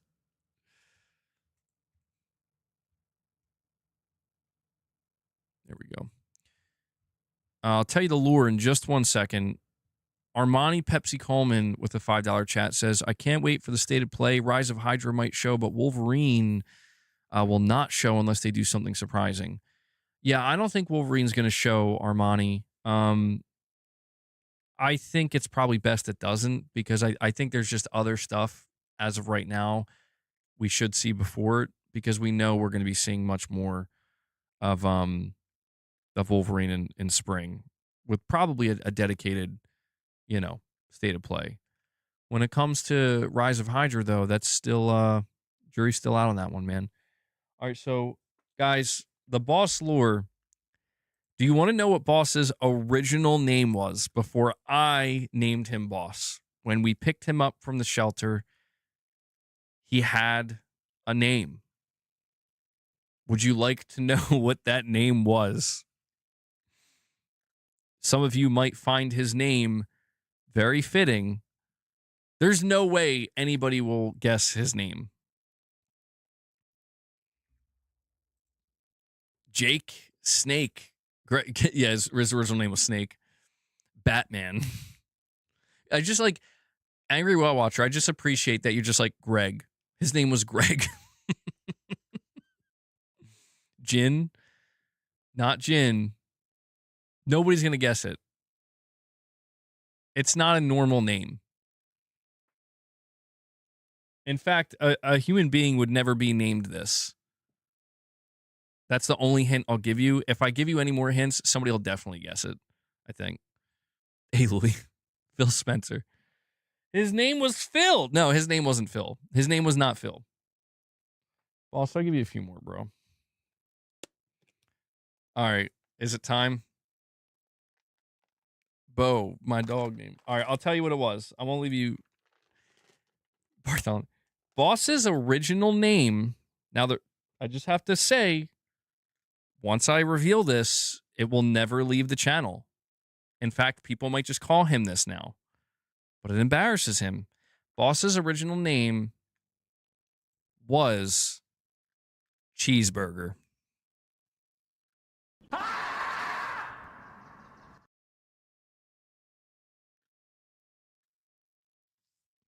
Boss, I'm sorry.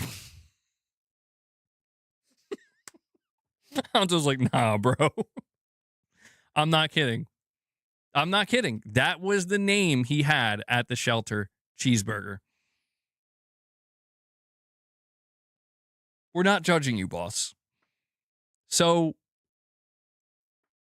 you know, I'm not kidding. Dude, I'm not kidding. I'm not joking. Boss Borga. Boss, is this true? He'll deny it. But I got his birth certificate, bro. I'm dead serious though. So we need Ghetto God. We're gonna need a boss sitting in a chair at the desk with a hamburger or a cheeseburger. But it was always, I guess, meant to be, you know, the Burger King. So there you go. If you ever want to know what Boss's original true name was before, I mean, I don't want to say his true name. His true name is Boss, but his original name, the one he was apparently given at birth for some reason, was Cheeseburger. You know what? Maybe I should just call you Cheeseburger now. Maybe we'll go back to the original. He still remembers. Well, it's not the only cat whose original name was actually food related. What was Mrs. MBG? I know you're in the chat. Do you remember what Leia's original name was? Did she have an original name? It's cute. Royale with cheese. I don't think Leia was Leia. No, I think she had to have had it.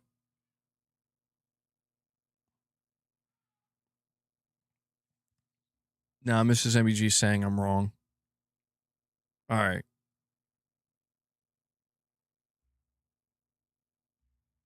Well, we kept yeah. When it comes to Clark, that was his original name, Clark Kent. So we kept it. The rescue place probably gave him that name. They give a lot of animals names like that. They don't like to reuse names. He most likely had a different name from his owners before the rescue place. Oh, dude, if that's true, I would love to know what his original name was. It's like his original name was Big Boss. Is Snake? No, probably not, MacTube.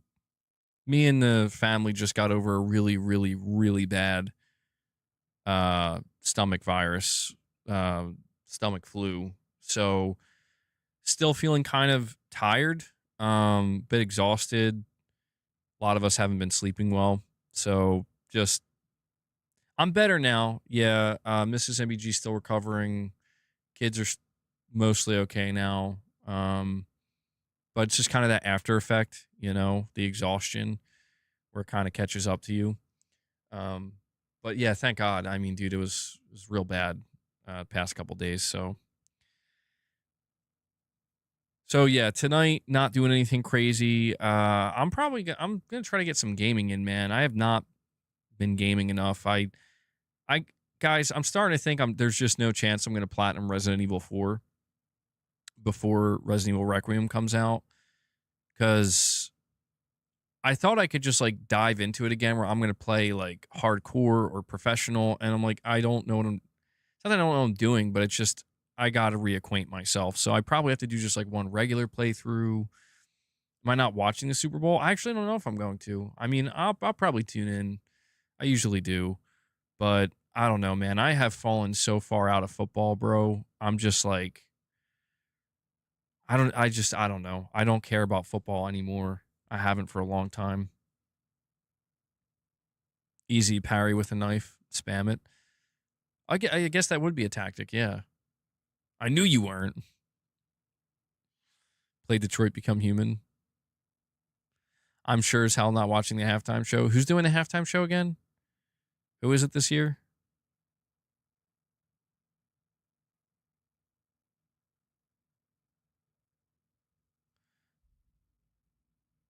Bad Bunny. Oh, God. Irfan. Oh, we getting further confirmation?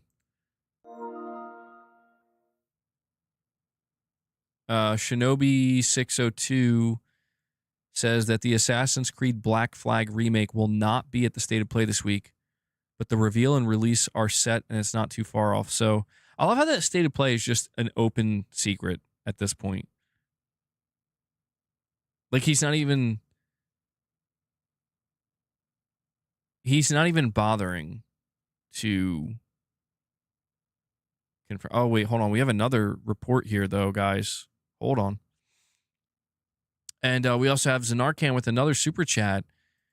He says, MBG, I was here around New Year's. Ah, yeah, okay. And yeah, you showed me Clark Kent. Super Cat, handsome cat. He ran off after you bang on the drums. Oh yeah, dude. Yeah, I don't know. Time is flying, man.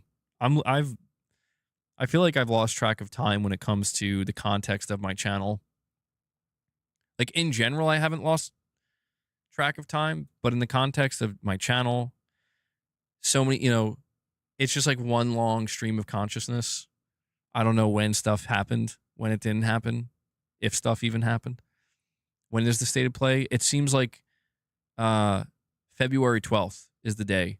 So I don't know. I'm like really thinking about what I want to do for the State of Play.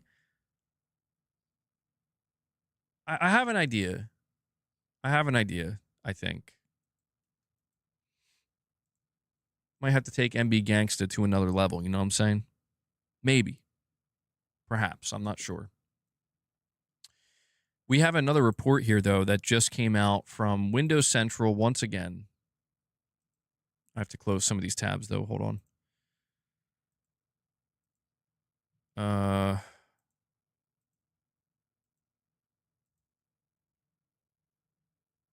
Okay. So we have another exclusive report from Windows Central about, I think, Xbox Magnus. This is written up by Jez Corden, published 6 hours ago. Exclusive new details on Xbox's next-gen piece of shit console and Microsoft's most garbage gaming plans ever. Says the next-gen Xbox console is rolling into view, and we have some fresh hints about the direction it's heading in. I reported last year that the next-gen Xbox is essentially going to be Windows 11 gaming PC, albeit with the capability to run existing Xbox One, Xbox Series X and S, and legacy backwards compatible Xbox games. The new box will be capable of running practically anything Windows can throw at it. In essence, although by default, it will have a TV first console like interface. For the idea of how Generation 10 Xbox will function, you can look to the current Xbox Ally. The Xbox Ally platform from Asus is a hint at a very early version of the next-gen Xbox console formula. The Xbox interface will sit on top of Windows, disabling unnecessary processes to create a gaming-first environment.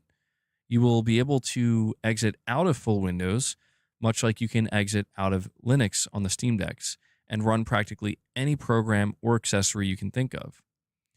Turn your next-gen Xbox into a streaming PC, coding station, music production studio, or whatever else. The difference here is that the Gen 10 Xbox PC will also be able to run all of your current Xbox games in addition to games from Windows 11 PC stores like Steam. A lot of the finer points are shrouded in mystery, though. How powerful will this thing be? What kind of price will it have?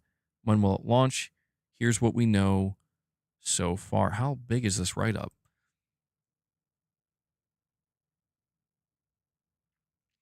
Armani Coleman says, yeah, for some reason they're saying they might show Wolverine at the State of Play.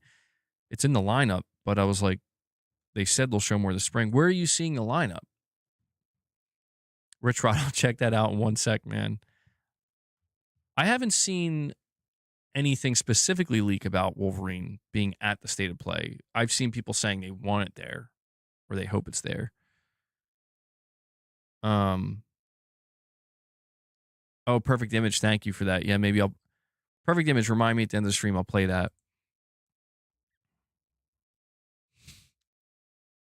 Bro.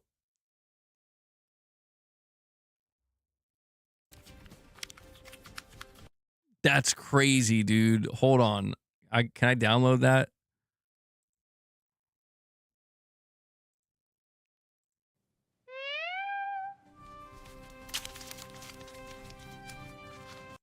Bro, these are going to have to be part of the channel. Rich Rod made these. Hold on. Maybe AI wasn't as much of a mistake as I thought.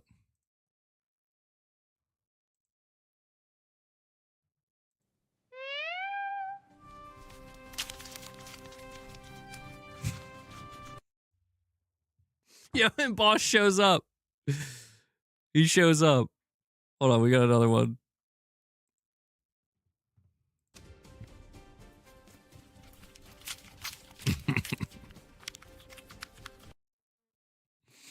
There we go. This is cursed. Amazing. And I think there were a couple of pictures too. This just looks real right now. This just looks real. I love how Boss actually came over. Titus, really, bro? You made one of Jim Ryan? Marcus Bound Gamer. Oh, shit. You guys just love the AI. You love the AI slop. You just can't get enough of it. I clearly can't get enough of it. We love AI. I want more AI. Let me just show you this other picture and we'll continue on here. It's a Boss. Here we go. Boom. What a beautiful cat. Boss, that's you. It's Cheeseburger. He's like, oh, yeah. Yeah, that is me. He started playing Ghost of Yote again last night, and the game's effing awesome. It is. It is really good. Boss Burger. God, man, I'm getting hungry. Now I'm getting hungry.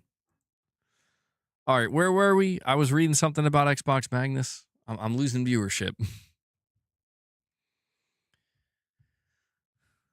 Never in my life have I hated MBG more than this for his love of AI. We love it. I don't love AI, but I can't deny that some of the slop, it's good for some laughs. They can be a little entertaining, you know? Doesn't all have to be bad.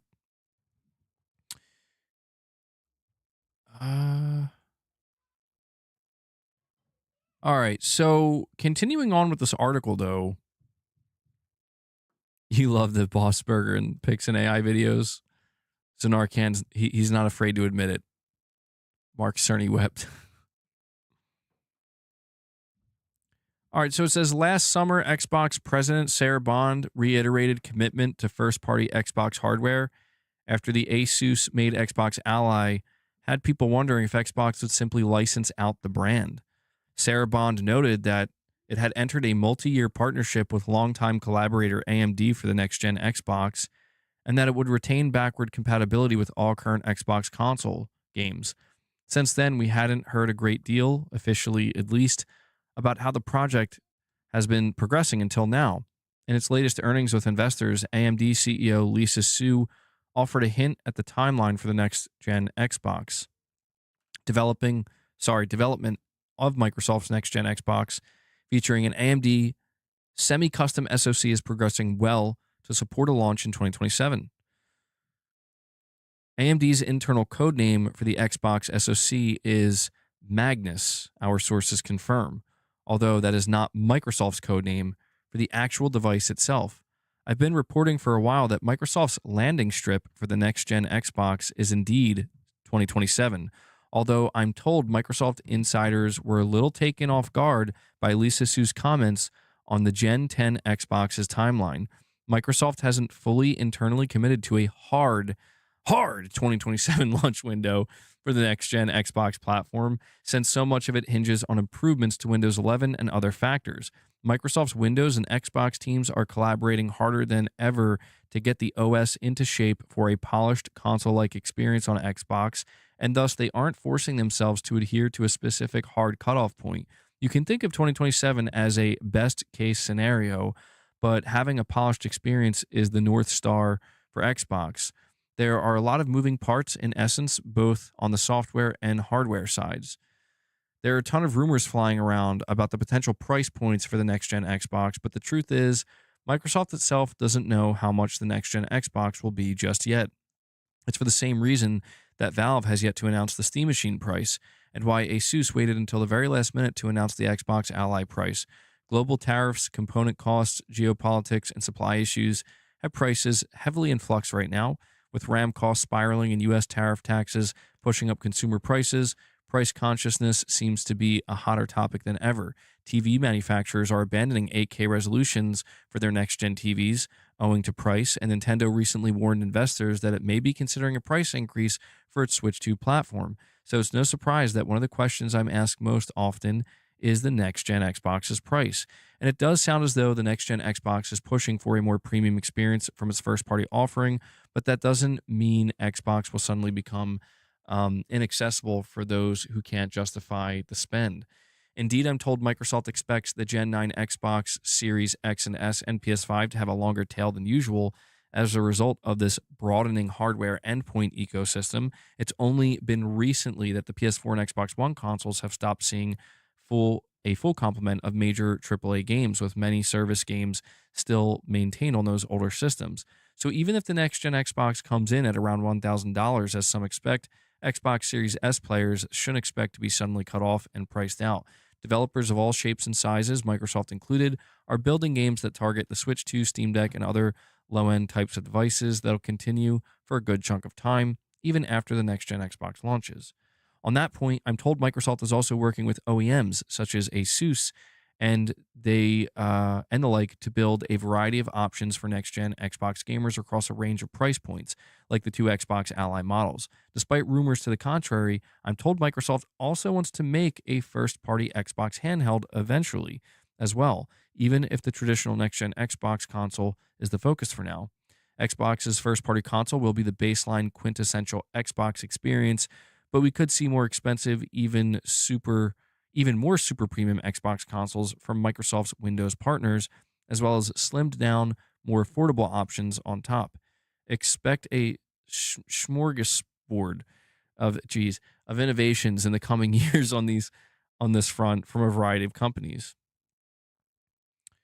Oh my God, this is a super long write up. I'm gonna have to take a break. My head hurts. Space Gambler Jr., by the way, almost missed that. Space Gambler Jr., thank you so much, buddy, for renewing your membership. Thank you. Appreciate it. I appreciate it, man. I'm going to add that to the goal. I think that brings us to 26. So thank you. Thank you all so much for your incredible support. Oh, God, man. I guess I'm not fully out of the woods yet. I'm starting to get a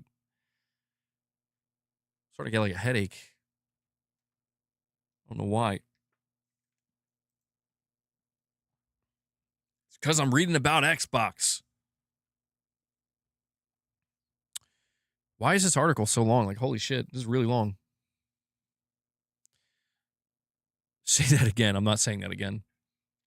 You hope it comes out next year? I don't know, man. I don't know. We're getting... I think it's just... It's not a tumor. I think it's just safe to say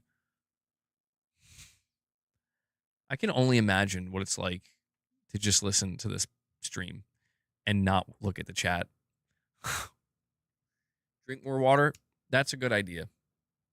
Boss, hold the fort down for a second while your father gets something to drink. Guys, I'll be right back.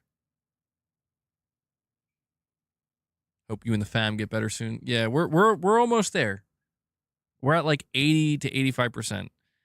This boss's show for a minute though. Okay, I'll be right back.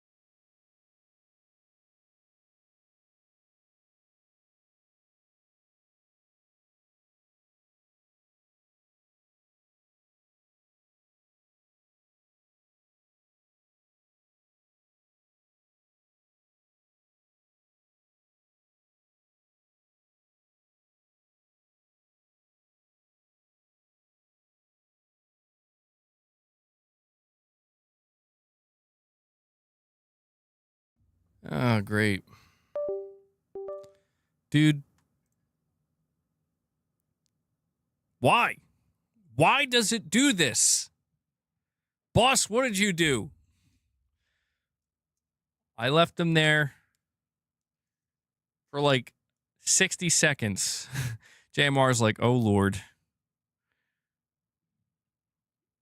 He threw a chaff grenade. Oh, boy. All right, hold on. Too much static electricity.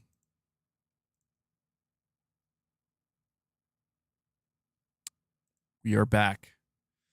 Thank you guys for waiting patiently. I really thought Boss was going to chill with you guys, but he just followed me. Comms are down. Now he's back. Okay. He's like, I can't run this show without you, man. Sure you can.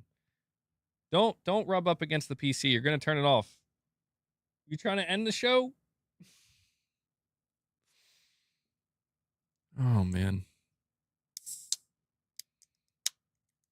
All right. Where are we at? I was supposed to talk about Pragmata, but I was reading this Xbox article. Don't hurt me. Boss, you can't have ginger ale.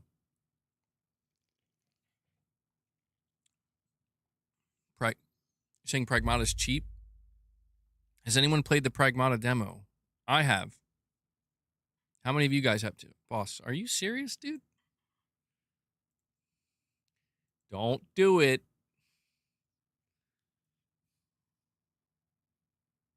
Twitch back.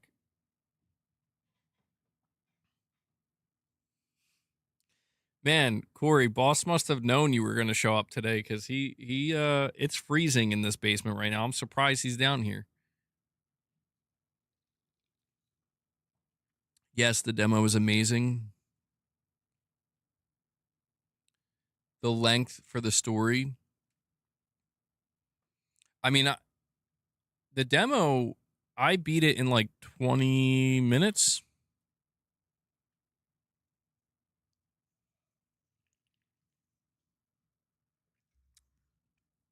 MBG Pragmata played on the Switch. My daughter's growing up. You wish it was colder where you live, Space Gambler? Geez, man. I can't say I share that sentiment right now. I'm so ready for spring. But yeah, before I talk about Pragmata, I'm just not sure. Oh, you know what? All right, hold on. I'm going to finish this article because it turns out that I'm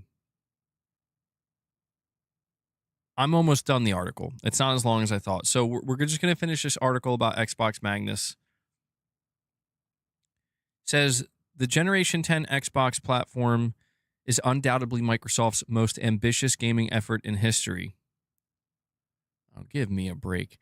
Having the Windows and Xbox teams collaborate so closely has huge potential for gamers, but also represents similarly huge challenges. I wrote this week about how issues with Windows have often been hitting the Xbox Ally PC gaming handheld. It's not fun when it happens, but it's giving Microsoft valuable data on how Microsoft behaves when treated in a more console embedded way. Microsoft's roadmap for the Xbox Ally is ambitious, and it'll see some major improvements and new features in the coming weeks, too. Microsoft is currently testing a new NPU powered highlights reel feature for the Xbox Ally X, which will take your gameplay clips and automatically generate a shareable video of your best gameplay moments. That's actually pretty cool. Uh, I like that. This feature is slated to drop in March 2026. All being well, if these new types of features land well on the Xbox Ally, they'll find their way into the next gen Xbox too.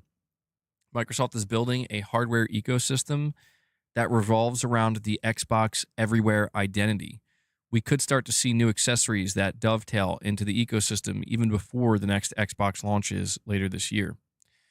Xbox aims to grow the entire industry all up, which in its view means breaking down arbitrary barriers, promoting cross play multiplayer, cross platform saves, and cross platform purchasing. Its Xbox Play Anywhere program is designed to facilitate this, but it's also why Microsoft has been bringing its games more aggressively to Steam, PlayStation, and Nintendo Switch 2 as well.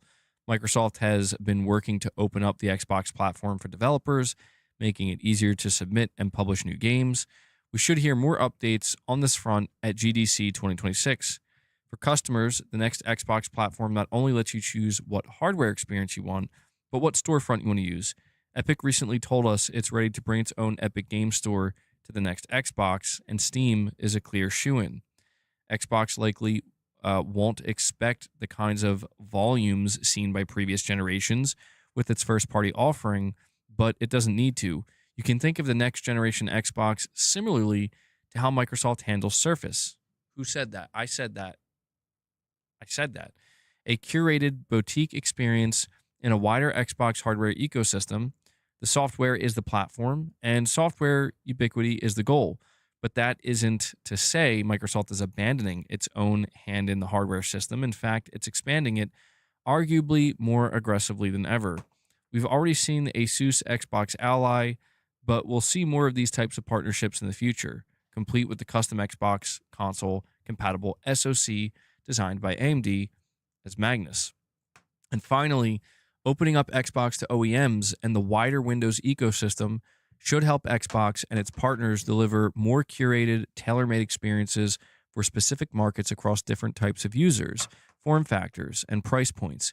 Meeting players where they are is now the firm's primary aim, both in terms of software and in terms of use case scenarios. In the future, you can expect a variety of Xbox devices of all shapes and sizes from an array of traditional Microsoft OEM PC partners. The fundamental vision for the original Xbox revolved around bringing Windows to the living room. In a way, we've come full circle here. It's Microsoft's most ambitious hardware plan since the inception of Windows itself, but also for Xbox, probably its most risky. So that's the entire write up. I guess we didn't really learn too much new stuff there. MBG is I'm crying. Inside, I'm crying, man. Yeah, I don't know. I mean, I feel like I appreciate, I guess, Jez Corden's optimism, but I feel like really it's just a really roundabout way of basically just saying like they're making PCs, you know? Oh shit, Irfan ain't playing. Irfan ain't playing. And MBG's crying and lying? How dare you? How dare you? You're hyped. Something new sounds interesting. I hope they nail it. I'm not sold on that. That's the big thing about Magnus that I'm not sold on is I feel like when I read this write up from Jez Corden, it does feel kind of framed like it's something new and different, but I'm like, is it though? Like really think about it. Like everything that he's describing, or not just him, but everything that Xbox has described, everything that the leaks have described, it's like it's a PC. I just don't understand what's so. I'm not saying that can't be exciting. I think that can be exciting, but I just feel like there might be some layer of smoke and mirrors here that Microsoft may lean into, where it's like it's not a PC, it's an Xbox, and I'm like, well, yeah, I guess like it's. I guess I'm just saying it's like what Xbox is doing is something that already exists, like right now, and that's the thing that I still kind of can't really grasp when we talk about Magnus, or every time I see reports like this about Magnus, because it's like, I guess for a lot of console players, it will literally be new because they're not PC players, but it's just like, yeah, this exists already. Like right now, like you can, like my PC right now, I have an Xbox application on it that if I want to boot it up and grab one of my old Xbox controllers, connect it, I did that for Hellblade too. Um, there it is. It's like, yeah, I'm doing it right now. You know what I mean? So I guess I'm just not sure. I'm just going to be blunt about it. I'm going to be blunt about it.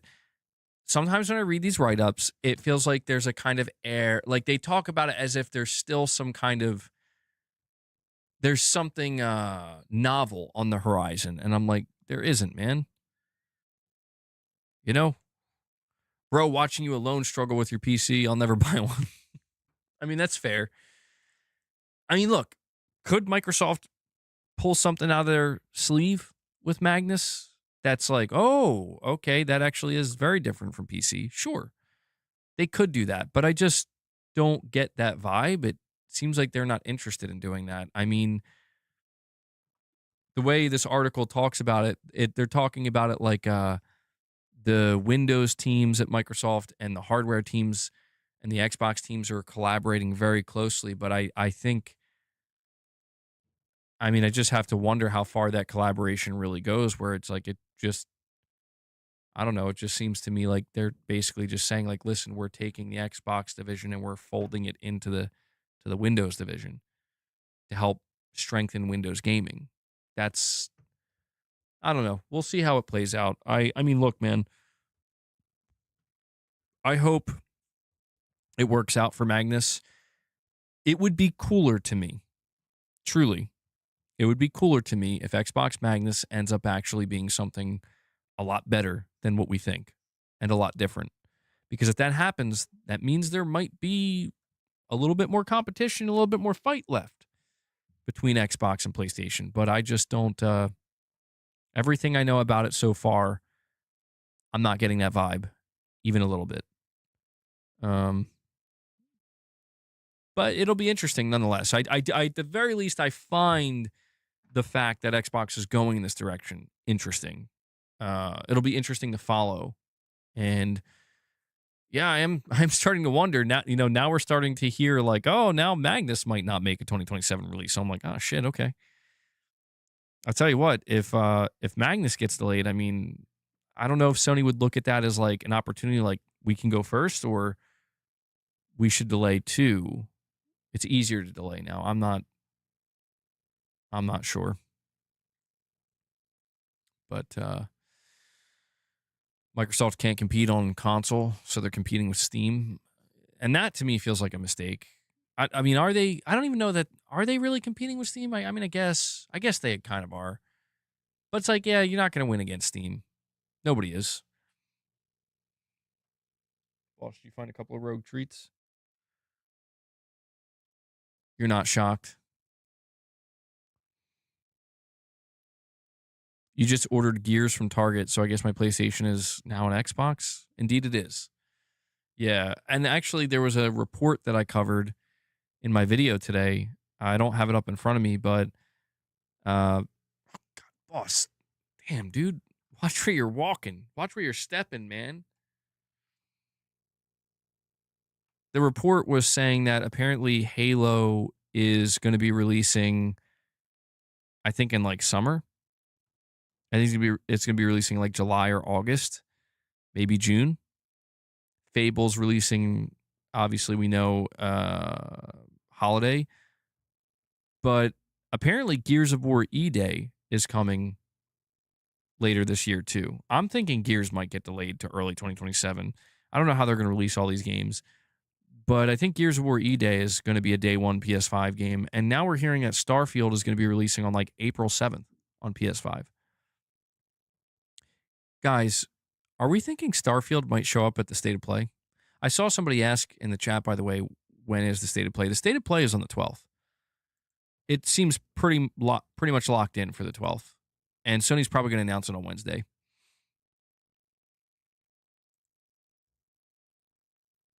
Oh, wow. My post on Twitter blew up, man. I didn't expect that. I didn't expect it to blow up like that. I was just reporting about the 30 gigabytes of RAM for the PS6, and it's got 284,000 views. Jeez. MBG, your go-to source for PS6 leaks and rumors, baby.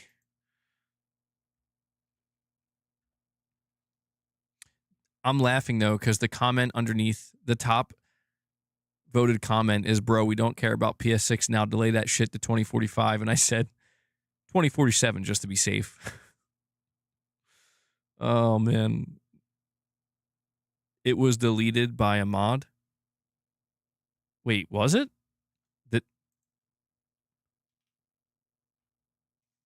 Dude, I'm not sourcing gaming leaks and rumors anymore, bro. I'm so tired of this shit. Like, why did they fucking delete it?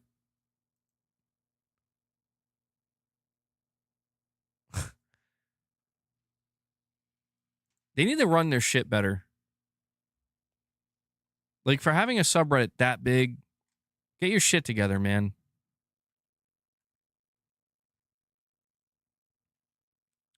Trying to see what some people are saying, though.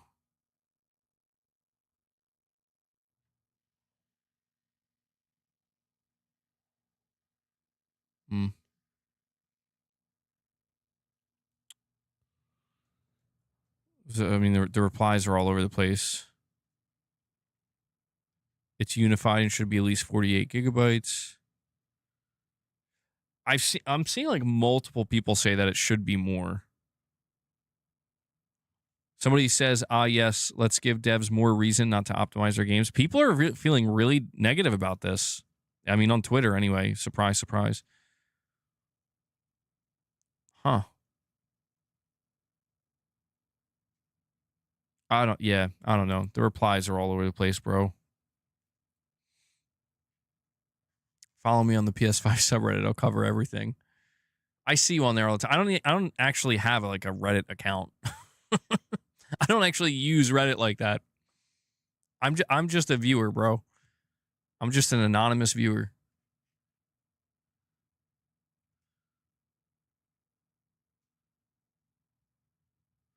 I don't know why PlayStation fans don't want the PS6. I think most PlayStation fans want a PS6.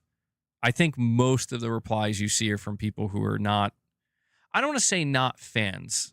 I guess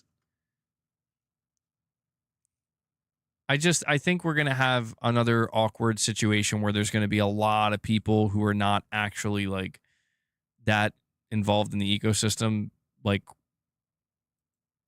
you know, saying what they should or shouldn't do. That's fine. I mean, you know, we're at that stage where people should be chiming in. You know, there isn't necessarily like a prerequisite of like, here's what you need to chime in. Yo, this is the. I'm like, dude, I'm. That's it.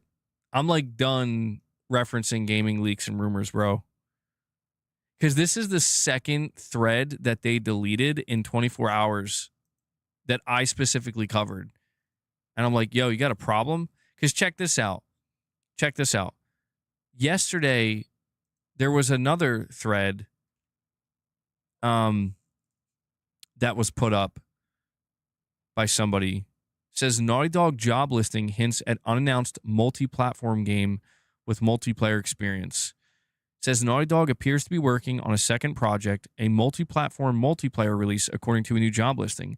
The job posting, titled Senior Sound Designer, seeks to hire a developer for crafting in-game sound effects. While the job responsibilities and skills are mostly technical, the bonus skill section provides some insight into the project. Experience with multiplayer games is a plus for Naughty Dog, as is experience implementing audio across multiple platforms, strongly suggesting it will be a multi-platform multiplayer release. So I think the write-up is a bit strong. Like, I don't know that that's exactly what it's suggesting, but I don't understand. Like, I guess it's kind of fair now that I'm thinking about it, that doesn't necessarily, maybe that shouldn't be in the leaks and rumors. I guess it could be a rumor though, but I find that noteworthy. Not for some huge significant reason, like it's confirmed they're doing a multiplayer game. It's confirmed like Factions lives. Not like that, but just like, oh, so Naughty Dog still views multiplayer experience as a bonus. Okay, like, noted. It tells me that they still value game devs that can work on multiplayer experiences. Maybe I'm reading too much into it, but I'm like, hey man, I would take that as a small sign that, yeah, maybe they are open to doing something multiplayer in the future. Maybe they're not completely closed off from it like we thought.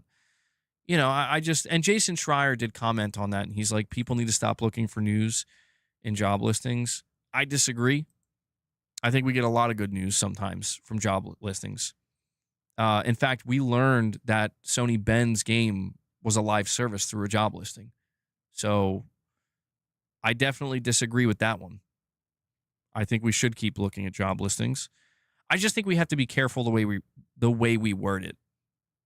I think that, yeah, like jumping to the conclusion that this means they're working on a multiplayer, multi-platform game. I think that sounds, it's like, okay, calm down.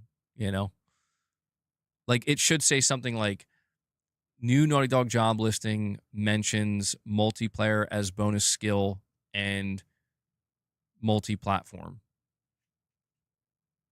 Something much more chill, and I think that will stop people from going crazy. Well, Irfan, when it comes to Factions, I'll just say, like, if Naughty Dog wants to do, in my opinion, the right thing for the fans, eventually Naughty Dog will make The Last of Us Part 3. We don't know when that's going to be. Probably many years from now. Maybe at like the end of the PS6 generation. Have another add-on Factions multiplayer. Proper Factions 2. It's not a live service. Support it for a little bit, just like you did to Factions 1. In my opinion, that's what you do. It's the least you could do for the fan base who you promised another multiplayer experience for and then abandoned it. That's just my opinion. But in terms of like the live service, like, yeah, that's definitely done. That's not coming back.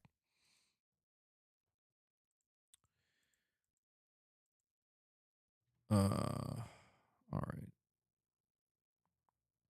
I'm just checking to see if anything else came out.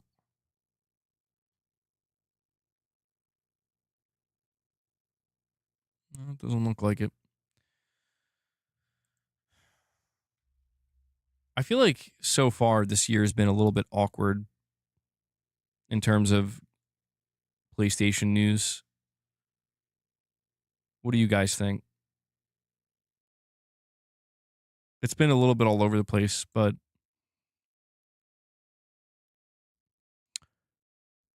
okay, hold on. I'm on the PS5 subreddit now. All right. Switching gears, going back to the PlayStation 6, on the PS5 subreddit, they posted the Kepler L2. They didn't delete it. It's going to get deleted now. PlayStation 6 has 30 gigabytes of GDDR7 RAM. The top, I don't know if it's the top, but somebody says, if true, for comparison, the PS5 has 16 gigabytes of GDDR6 at 448 gigabytes for its unified memory. This is almost double with more bandwidth.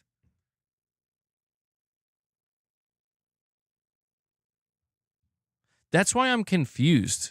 Like, that's why I'm kind of confused to see people like replying, being like, that's not enough. That's not a lot. I mean, double the PS5s? Okay, I mean, with that sounds pretty good to me.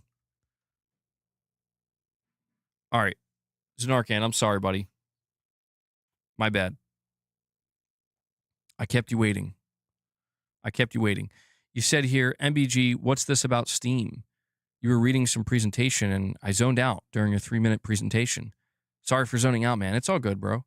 The article I was reading was in regards to the next Xbox device, the next gen Xbox, I suppose it'll be. It's going to have Steam on it. It's going to have Epic Game Store. And it's because it's going to be running Windows 11. So it's basically like a Windows PC that will offer multiple storefronts, just like if you bought a gaming PC right now. So nothing too crazy, nothing too outlandish. 30 gigabytes of RAM is way more than enough. What the F?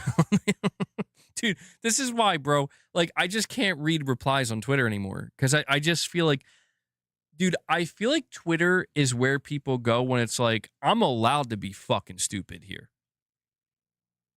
Okay? Like, I'm allowed to be. We're going to high five each other for being stupid here. You understand? I feel like that's what Twitter is. And I've accepted that. Like, I've just embraced, I'm like, yeah, you know what? Good for you. There should be a place for people to go and be stupid. You know?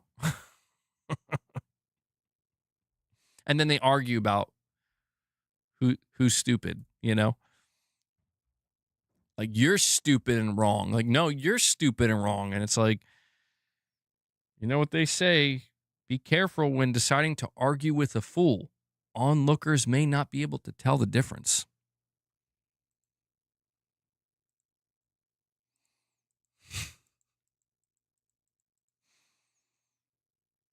Infinity Gamer leaks screenshots of Grand Theft Auto 6. This can't be real. No fucking way. No fucking way. No, this isn't real. It's not real. It's not. Why is this trending? This isn't real. I'm not even showing it. Some AI slop. Guys, all right, is this real? Is this real or is this AI? I'm going to bring it up. I'll let you guys be the judge.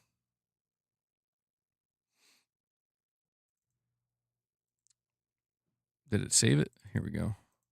Leaked GTA 6 image. Boom. Look at that. Look at that next gen. Definitely not AI.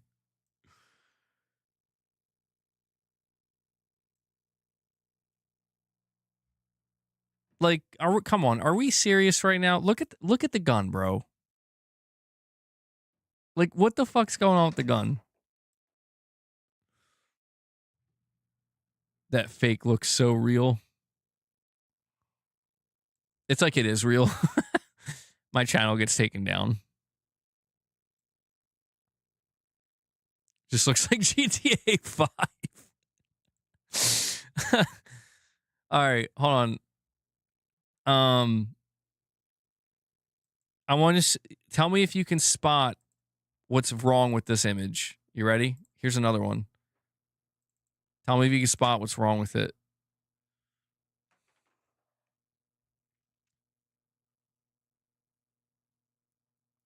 Soon everything will be AI. Just deal with it. Good graphics is what's wrong with it. Oh, the ass is smaller compared to the trailer. Her hand. Oh my god, the longer you look at it, the worse it gets. The odometer. Look at her leg on the left, dude. It's like merged with his. You know how I just told you? You know how I just told you Twitter's where stupid people go? I say this as somebody who's over there. This is what was trending and recommended to me. The helicopter's tail's missing. Oh boy. I think there's one more image here. Let's see.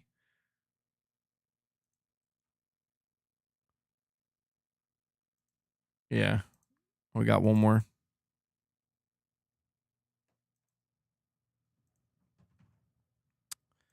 And then it's an arcane. I'll read that in one sec, bud. I'm just going to bring this up. MBG, why would Magnus have Steam? When you have a PC, it defeats the purpose. Xbox Store versus Steam, Xbox loses all the time, man. Can you imagine if PS6 did that? Nah. Well, it's because we've been talking about Zanarkand. Xbox is pretty much done competing, man. This looks real. Like, this looks real. Oh my god.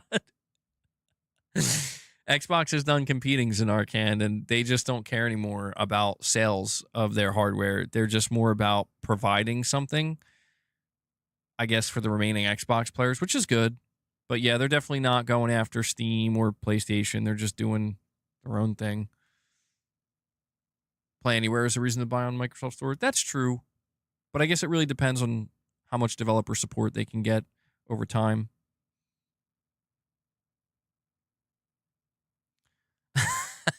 Wait, is it spelled wrong? Hold on. Wait, I think Rich may have noticed it. Hold on. We gotta really zoom in. Oh, that's definitely not AI. No, that's not AI, bro. That's real. GTA 6 leak.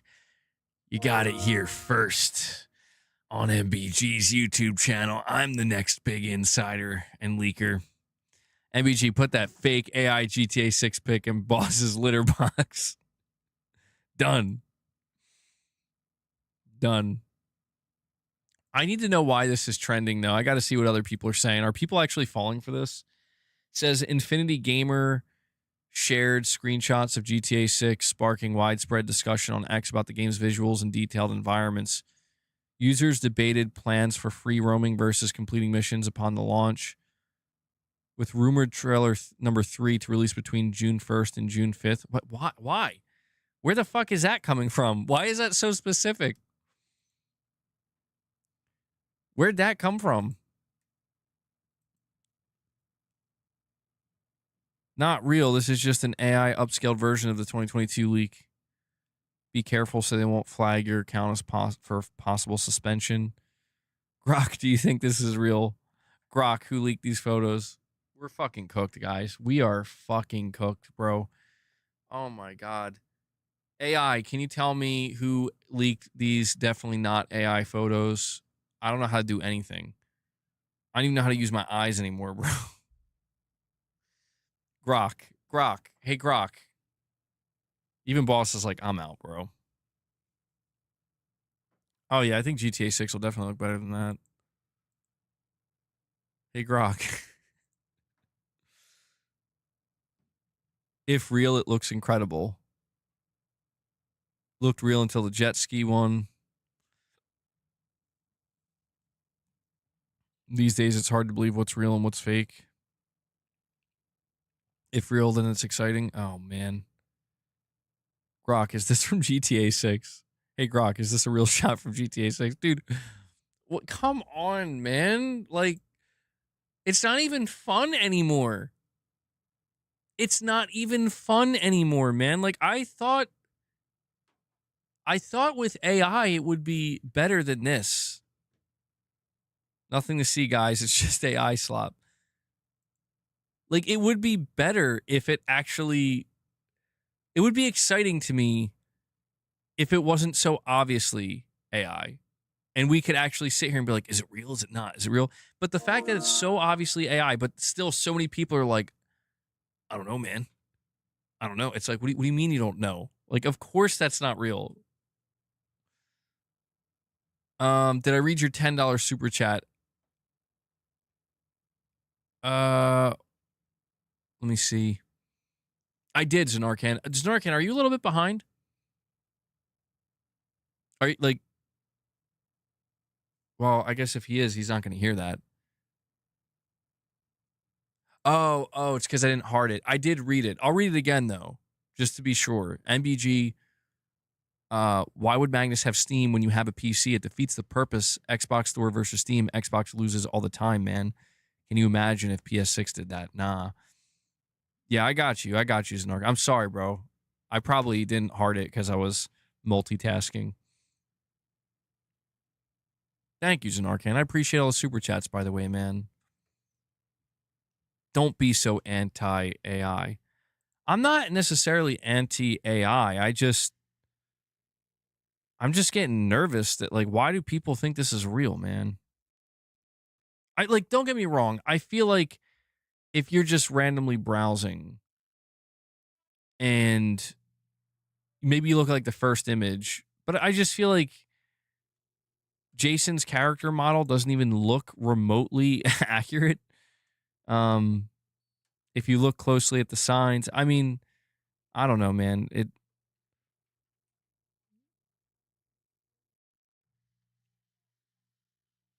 Hopefully we get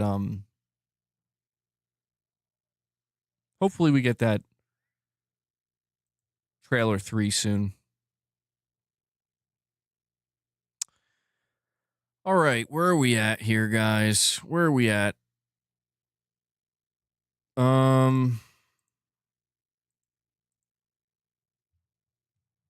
We're at the 3-hour mark. Okay, so we're gonna enter our final topic discussion, which I don't know how long it's going to be, but I definitely wanted to talk about it for a little bit, and it has to do with Pragmata. So for those who don't know, although I think most of you do, Pragmata just got a free demo on the PlayStation 5. And so I decided to install it, and I sat down and I played it, and it's interesting because I remember when Pragmata was first revealed, it was at the PlayStation 5 Future of Gaming event. And one of the things I recall is people were very, very hyped about Pragmata. We didn't even really know what it was. We certainly had no idea it was going to take so long to develop. And there were times where people thought it was vaporware, that it got canceled.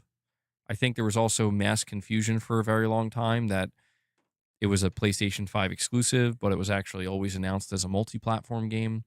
But I do distinctly remember this game being a kind of standout at the PlayStation reveal event. And here we are, all these years later, finally got to play it. And the demo took about 20 minutes to complete. And let me tell you, man, when I first heard about the gameplay of this title, where it was stated that it's basically going to be like a puzzle-based action, where you're kind of solving puzzles in the middle of action, I'm like, that sounds horrible. I'm like, that sounds like a nightmare. No, thank you. Luckily, it's really, really simple. In fact, it really just seems like it's asking you to just do button combos. That's really what it feels like. It kind of reminds me a bit of Helldivers 2, believe it or not, where in Helldivers 2, in order to get your stratagem, you have to input the right combo no matter what's going on around you. So you have to either memorize the combo, although I think the difference is with this game, you can't just memorize it, you have to look at it. So, it's a third-person game. When you go to aim your weapon at an enemy that's like slow moving towards you, there'll be like this panel on the right. And you basically just have to use X, circle, triangle, and square to move it. wherever you need to. And basically, it'll have like two, I think, blue points that you have to go through, and then you get to the green point. I don't know if I'm doing a good job explaining it, but it's very, very simple. So, like for example, if there's like a grid, you know, like, I guess it would be like what, like 6 by 6 or something. Um, you may have to press circle twice to move it over twice. Hit the first blue spot, then then there'll be another blue spot 2 down. So you hit X twice, it'll go down, and then the green spot will be over maybe 2 more. So you hit circle 2 more times, and so basically it just turns into like button combos.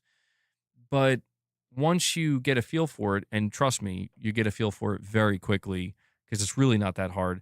Uh, you'll have no problem, doing these combos. And then they'll add more stuff in there to make them more tricky, but you get like bonuses if you hit it all.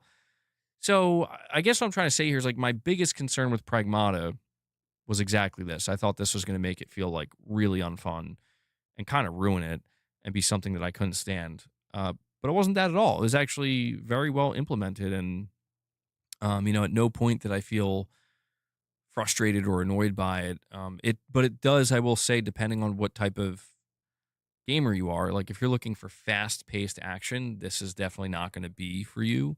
I mean, I recommend trying out the demo anyway, but the fact that you have to do those inputs slows it down. I will say though, I don't recall ever playing anything like this. I do think that Capcom, they might be on something. I don't know if this is going to be a big successful game or not, but this feels different from anything I've ever played combat wise. I don't recall ever playing something like this. So it feels like a kind of novel idea in that sense. And Zanarkand with another super chat saying, need to see the MBG heart. So I know to check off the super chat that's been read, man. Well, I got you, Zanarkand. I got you, bro. Can't leave you hanging like that. You can also collect the shield break ability for your grid so you can take down enemies faster. Yeah, I can tell that it goes much deeper, and I think they tried to just keep it as simple as they possibly could for the sake of the demo, which I'm glad, because I was very afraid when I went to go play this that I was going to be like totally overwhelmed by it. But it's too advanced for my nearly 6-year-old daughter though. And yeah, she's great at Astrobot. I mean, I could understand that. It's definitely one of those things where, I mean, if you're talking about kids engaging with it, I could see how they could get hung up on it. Like when I was 6, I wouldn't be able to play this. No.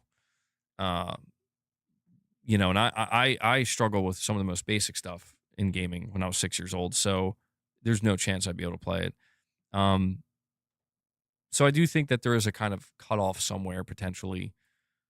And I also don't know if you can make it much harder for yourself. But putting that aspect of the gameplay aside, graphically, the game looks great. I mean, you can tell it's made in RE Engine. The two characters, I don't know how I'm feeling about the story and the characters, though. It feels a little, I don't know. Like I'm not super like it's not really pulling me in very much. It's like this guy, Hugh, and he, I guess, is kind of alone. I think that's the part that kind of fascinates me the most is that like he's basically alone from what I can tell, and he's in like a space station and he's trying to figure out what the hell happened. He needs to get in contact. He's trying to get in contact with people at Earth, and his only companion is this little girl that's actually, I think, a robot and not really a human. But it's very clear that like there's a bond beginning to develop. And so it seems like it could be really interesting, but I'm not fully feeling it. Not like completely there yet. So, in the 20 minutes that I played of it, and they end the demo with a boss battle, I did enjoy it, man. I did enjoy it, but it wasn't like one of these things where I'm like, that was fucking awesome. Like, I want to play more. I was kind of just in the space of like, not bad. Like, I see what they're going with here. So, because of that, I'm in this position with Pragmata where I think at some point I'm going to play it.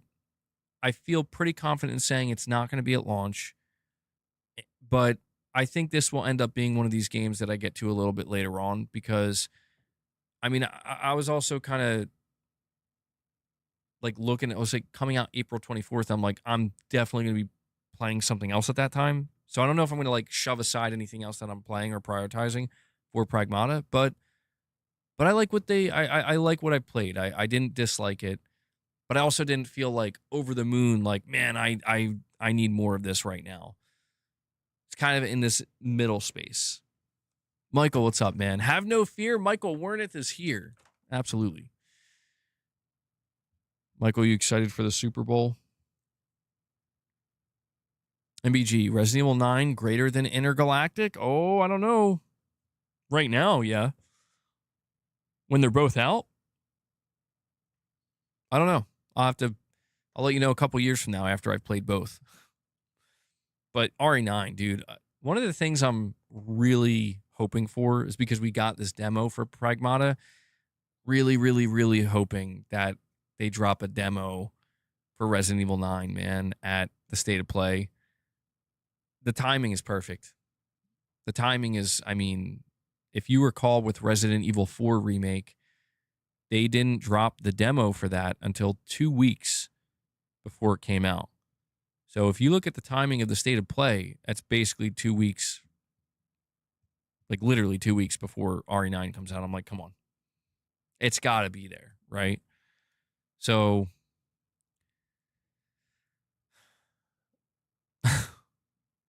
Boss is the halftime. It's a week before Saros. You see what I'm saying, Mr. B? Yeah. And that's where I'm like, I can't picture myself trying to play Pragmata and Saros at the same time. I just don't see it happening. I'm going to 100% shove Pragmata to the side for Saros. And I know there's games coming out in May. One of the games I'm looking forward to is that Lego Batman game. I think that comes out in May. And I'm like, okay. And I'm pretty sure 007 comes out in May. And there's other games I'm forgetting to mention because there's just so many. A lot of people are still going to be playing Crimson Desert. I mean, it kind of drives you nuts, doesn't it? Like, it makes me wish, like, can't one of these games release right now, like tomorrow? Pragmata's going to go to your wish list for a later time. This year is packed. This year is genuinely packed. Yeah. I mean, we've had a lot of really good years, I'd say, for gaming this gen, but this year's looking kind of bonkers.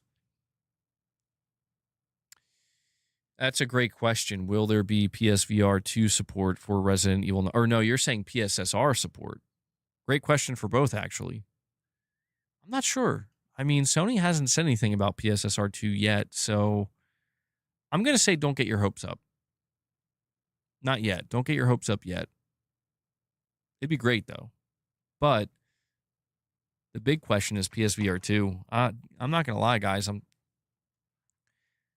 thinking, well, the fact that Resident Evil 9 can be played in either third or first person, which means the entire game was developed to be played in first person. I have to admit, I would be kind of surprised if they're like, yeah, no VR2 support. Like, what? Like, but you could play the whole game in first person. I mean, if you look at a game like Resident Evil 4 Remake, that was a third person game. They went back and made it first person. So, I don't know. I mean, the one thing I do want to say is that every time they have supported PSVR 2, it's been done under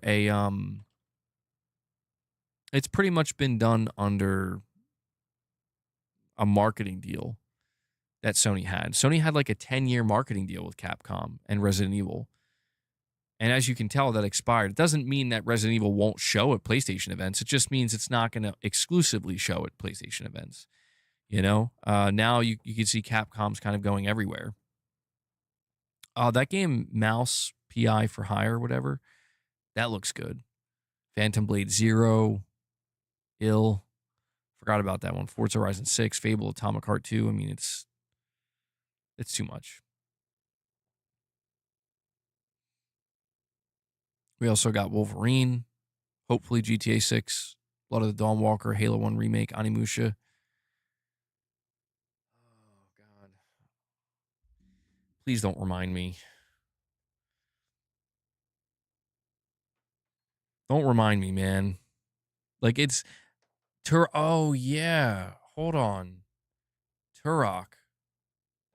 There was news on that game. Was it Turok Origins? Turk. Got that Turk.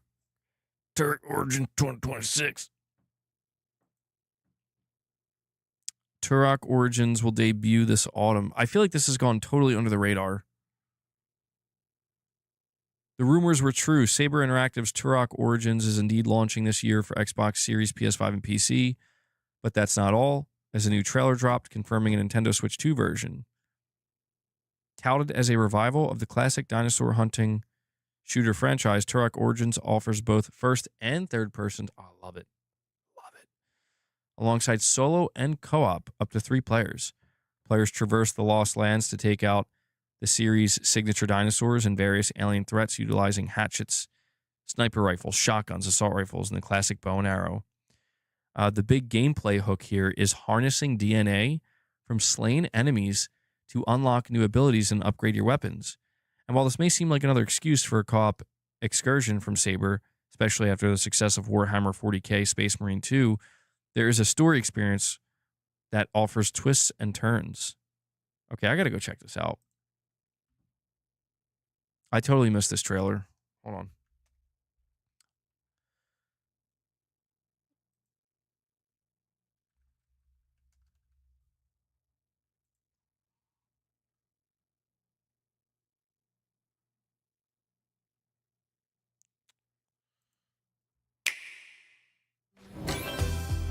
Oh my god.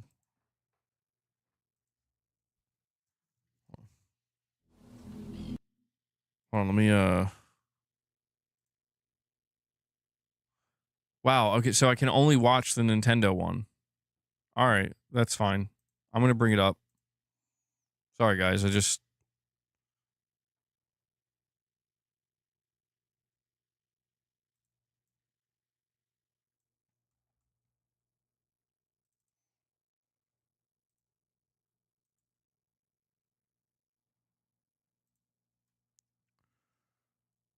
I hate doing this on the fly, man. I don't know, it always takes so long. I'm so bad at this shit. You think I'd be better at it, but I'm never going to get better at it. It's just how it's always going to be. I'm just going to have to deal with it. All right. This is a Turok Origins.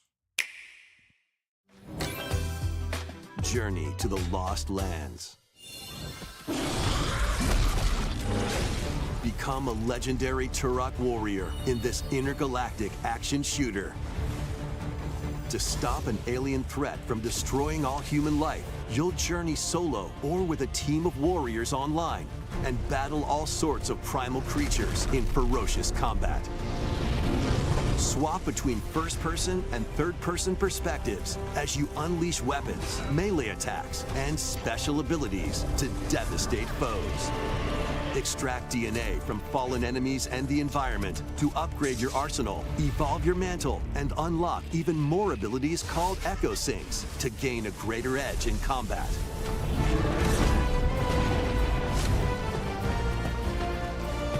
As you venture across breathtaking worlds, you'll unravel the mysteries that ultimately hold the key to saving humanity.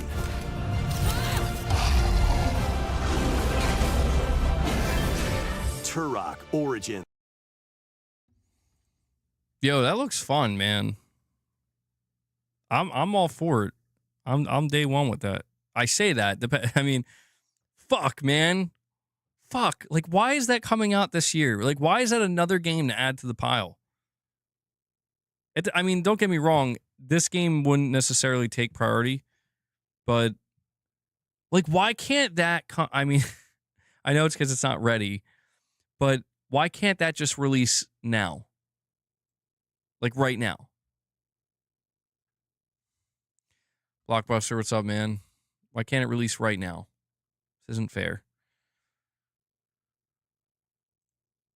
All right, so guys, we are 10 minutes away from hitting the 3.5 hour mark. So I'm gonna hang out for another 10 minutes with you guys. We'll do like a last call. Turok is releasing this year. Yes. 2026 fall. That's what they said. So for the last 10 minutes, we're just going to chill.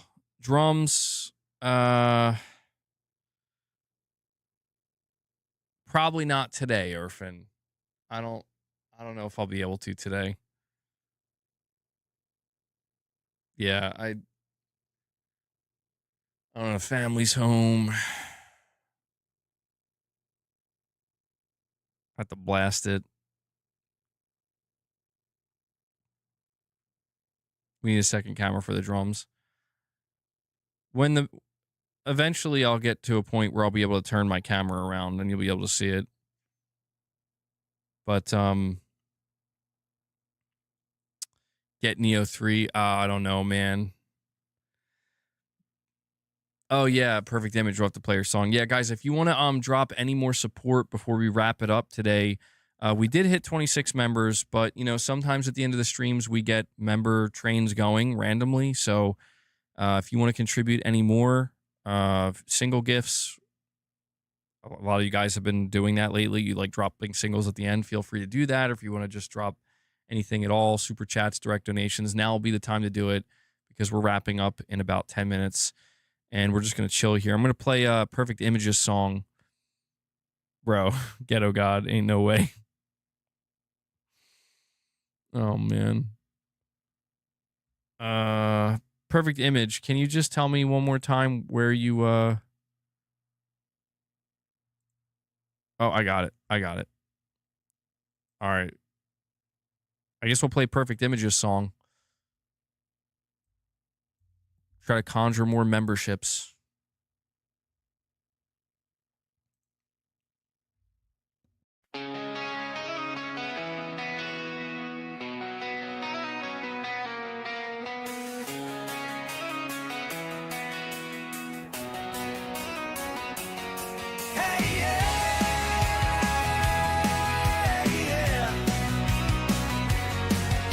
Yeehaw!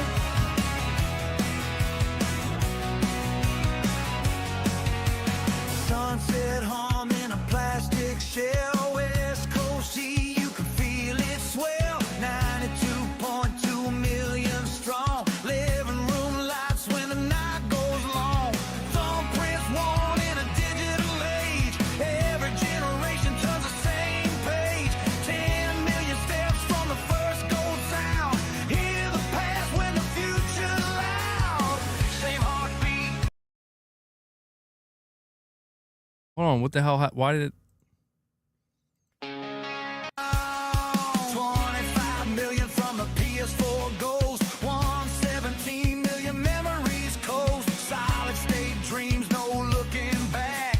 Future low fast on a legacy track. From gray bricks to a midnight shine, same DNA through the bloodline. Press start, feel the echo alive. Past and present, both for pride. You don't rush what's built to last. Momentum's moving fast. Numbers talk when the noise dies down. Still standing tall on the crowd. Neon throne in a Cali sky, plastic crown, but the soul ride high from the couch to the stars above. Control the tide, yeah, that's love when the lights go down. Hear the sound. Sony sitting on the neon crown. Little green box, talk loud online. 28.5, yeah, that's fine. Monthly passes, red in the flame. We keep the moments, remember the name. No war cries, just math on the wall. Some stream the hype, some build it all.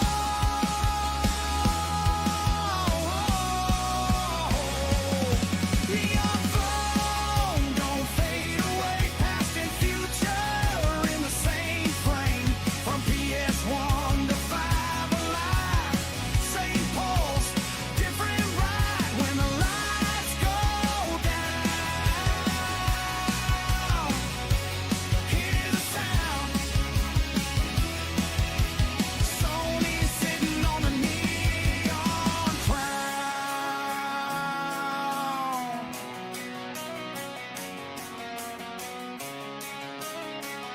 Legacy don't buffer. It boots.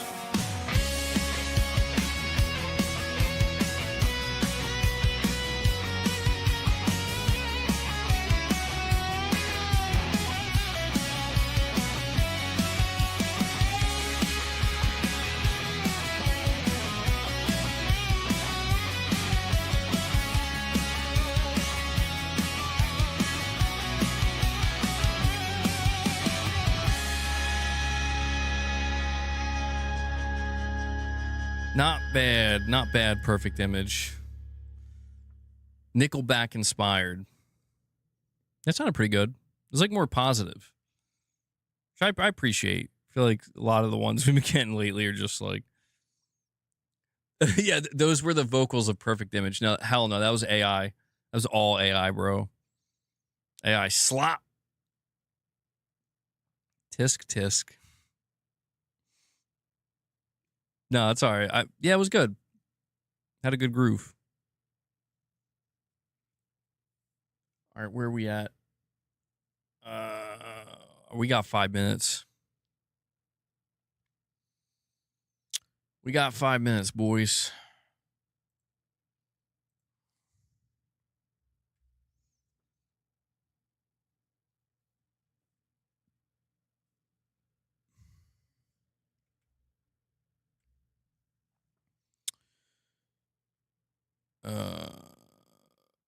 Bring back AI Xbox disc reps.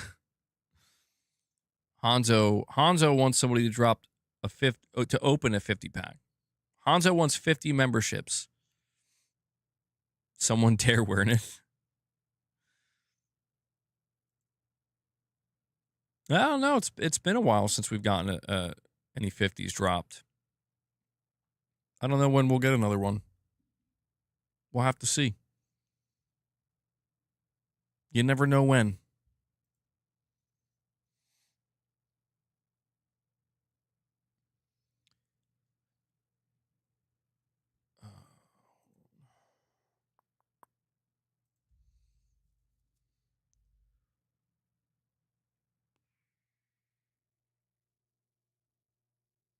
Okay, well, that's broken.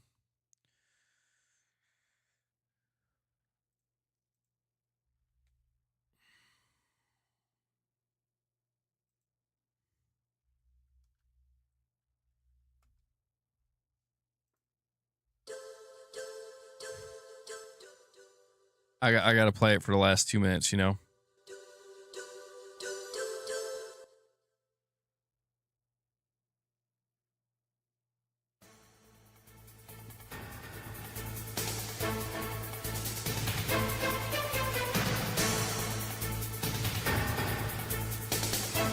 I'm just going to play it to stress you guys out for the last 2.5 minutes.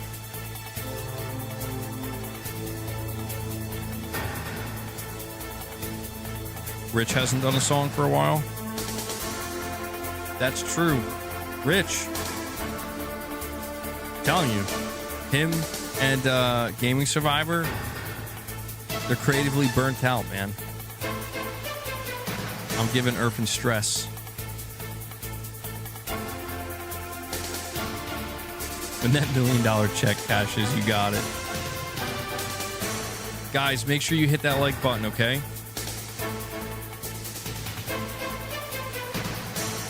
Narcan says no. MGS3 theme song. 5 minutes to go.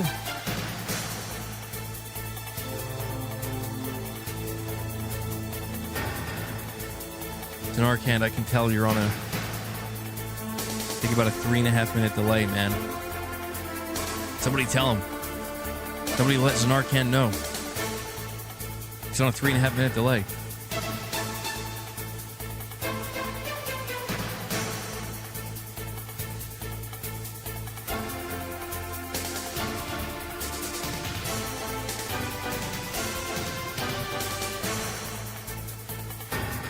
Oh. Zanarkand drops another $3 super sticker. His favorite one. It's of Solid Hippo. That's what that is, right? I always get confused. I gotta ask myself though, look at that super sticker. What's he doing to his arm? What is he doing to his arm?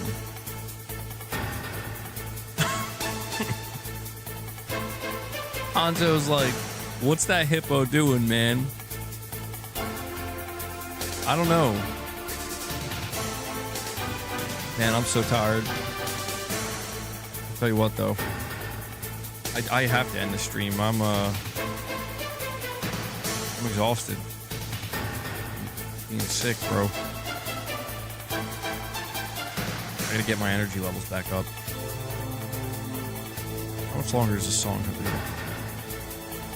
This song gives me PTSD of those dark days of mine when the stream cuts to black and goes to members only. Coming back, Irfin. Coming back. All right.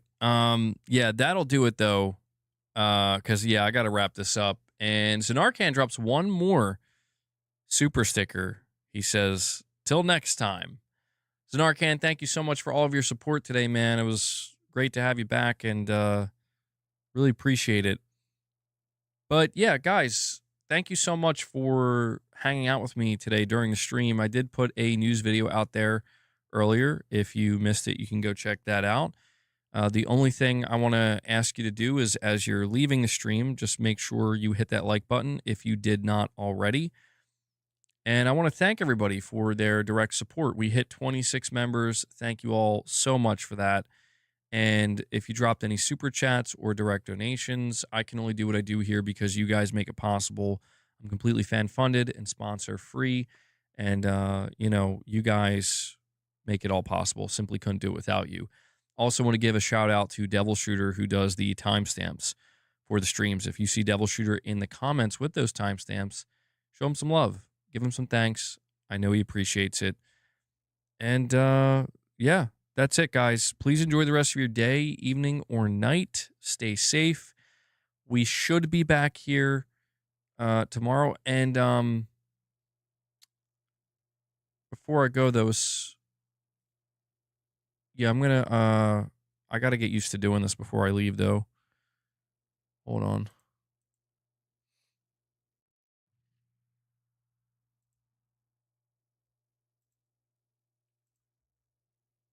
Here, I'm just going to drop the Discord link in the chat. Got to get used to telling people about this. We do have a Discord. It's free to join. You know, anybody can join. So feel free to join us over there.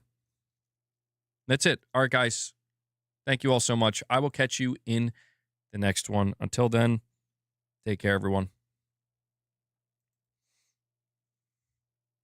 I said take care, everyone, and not take care, guys. Weird.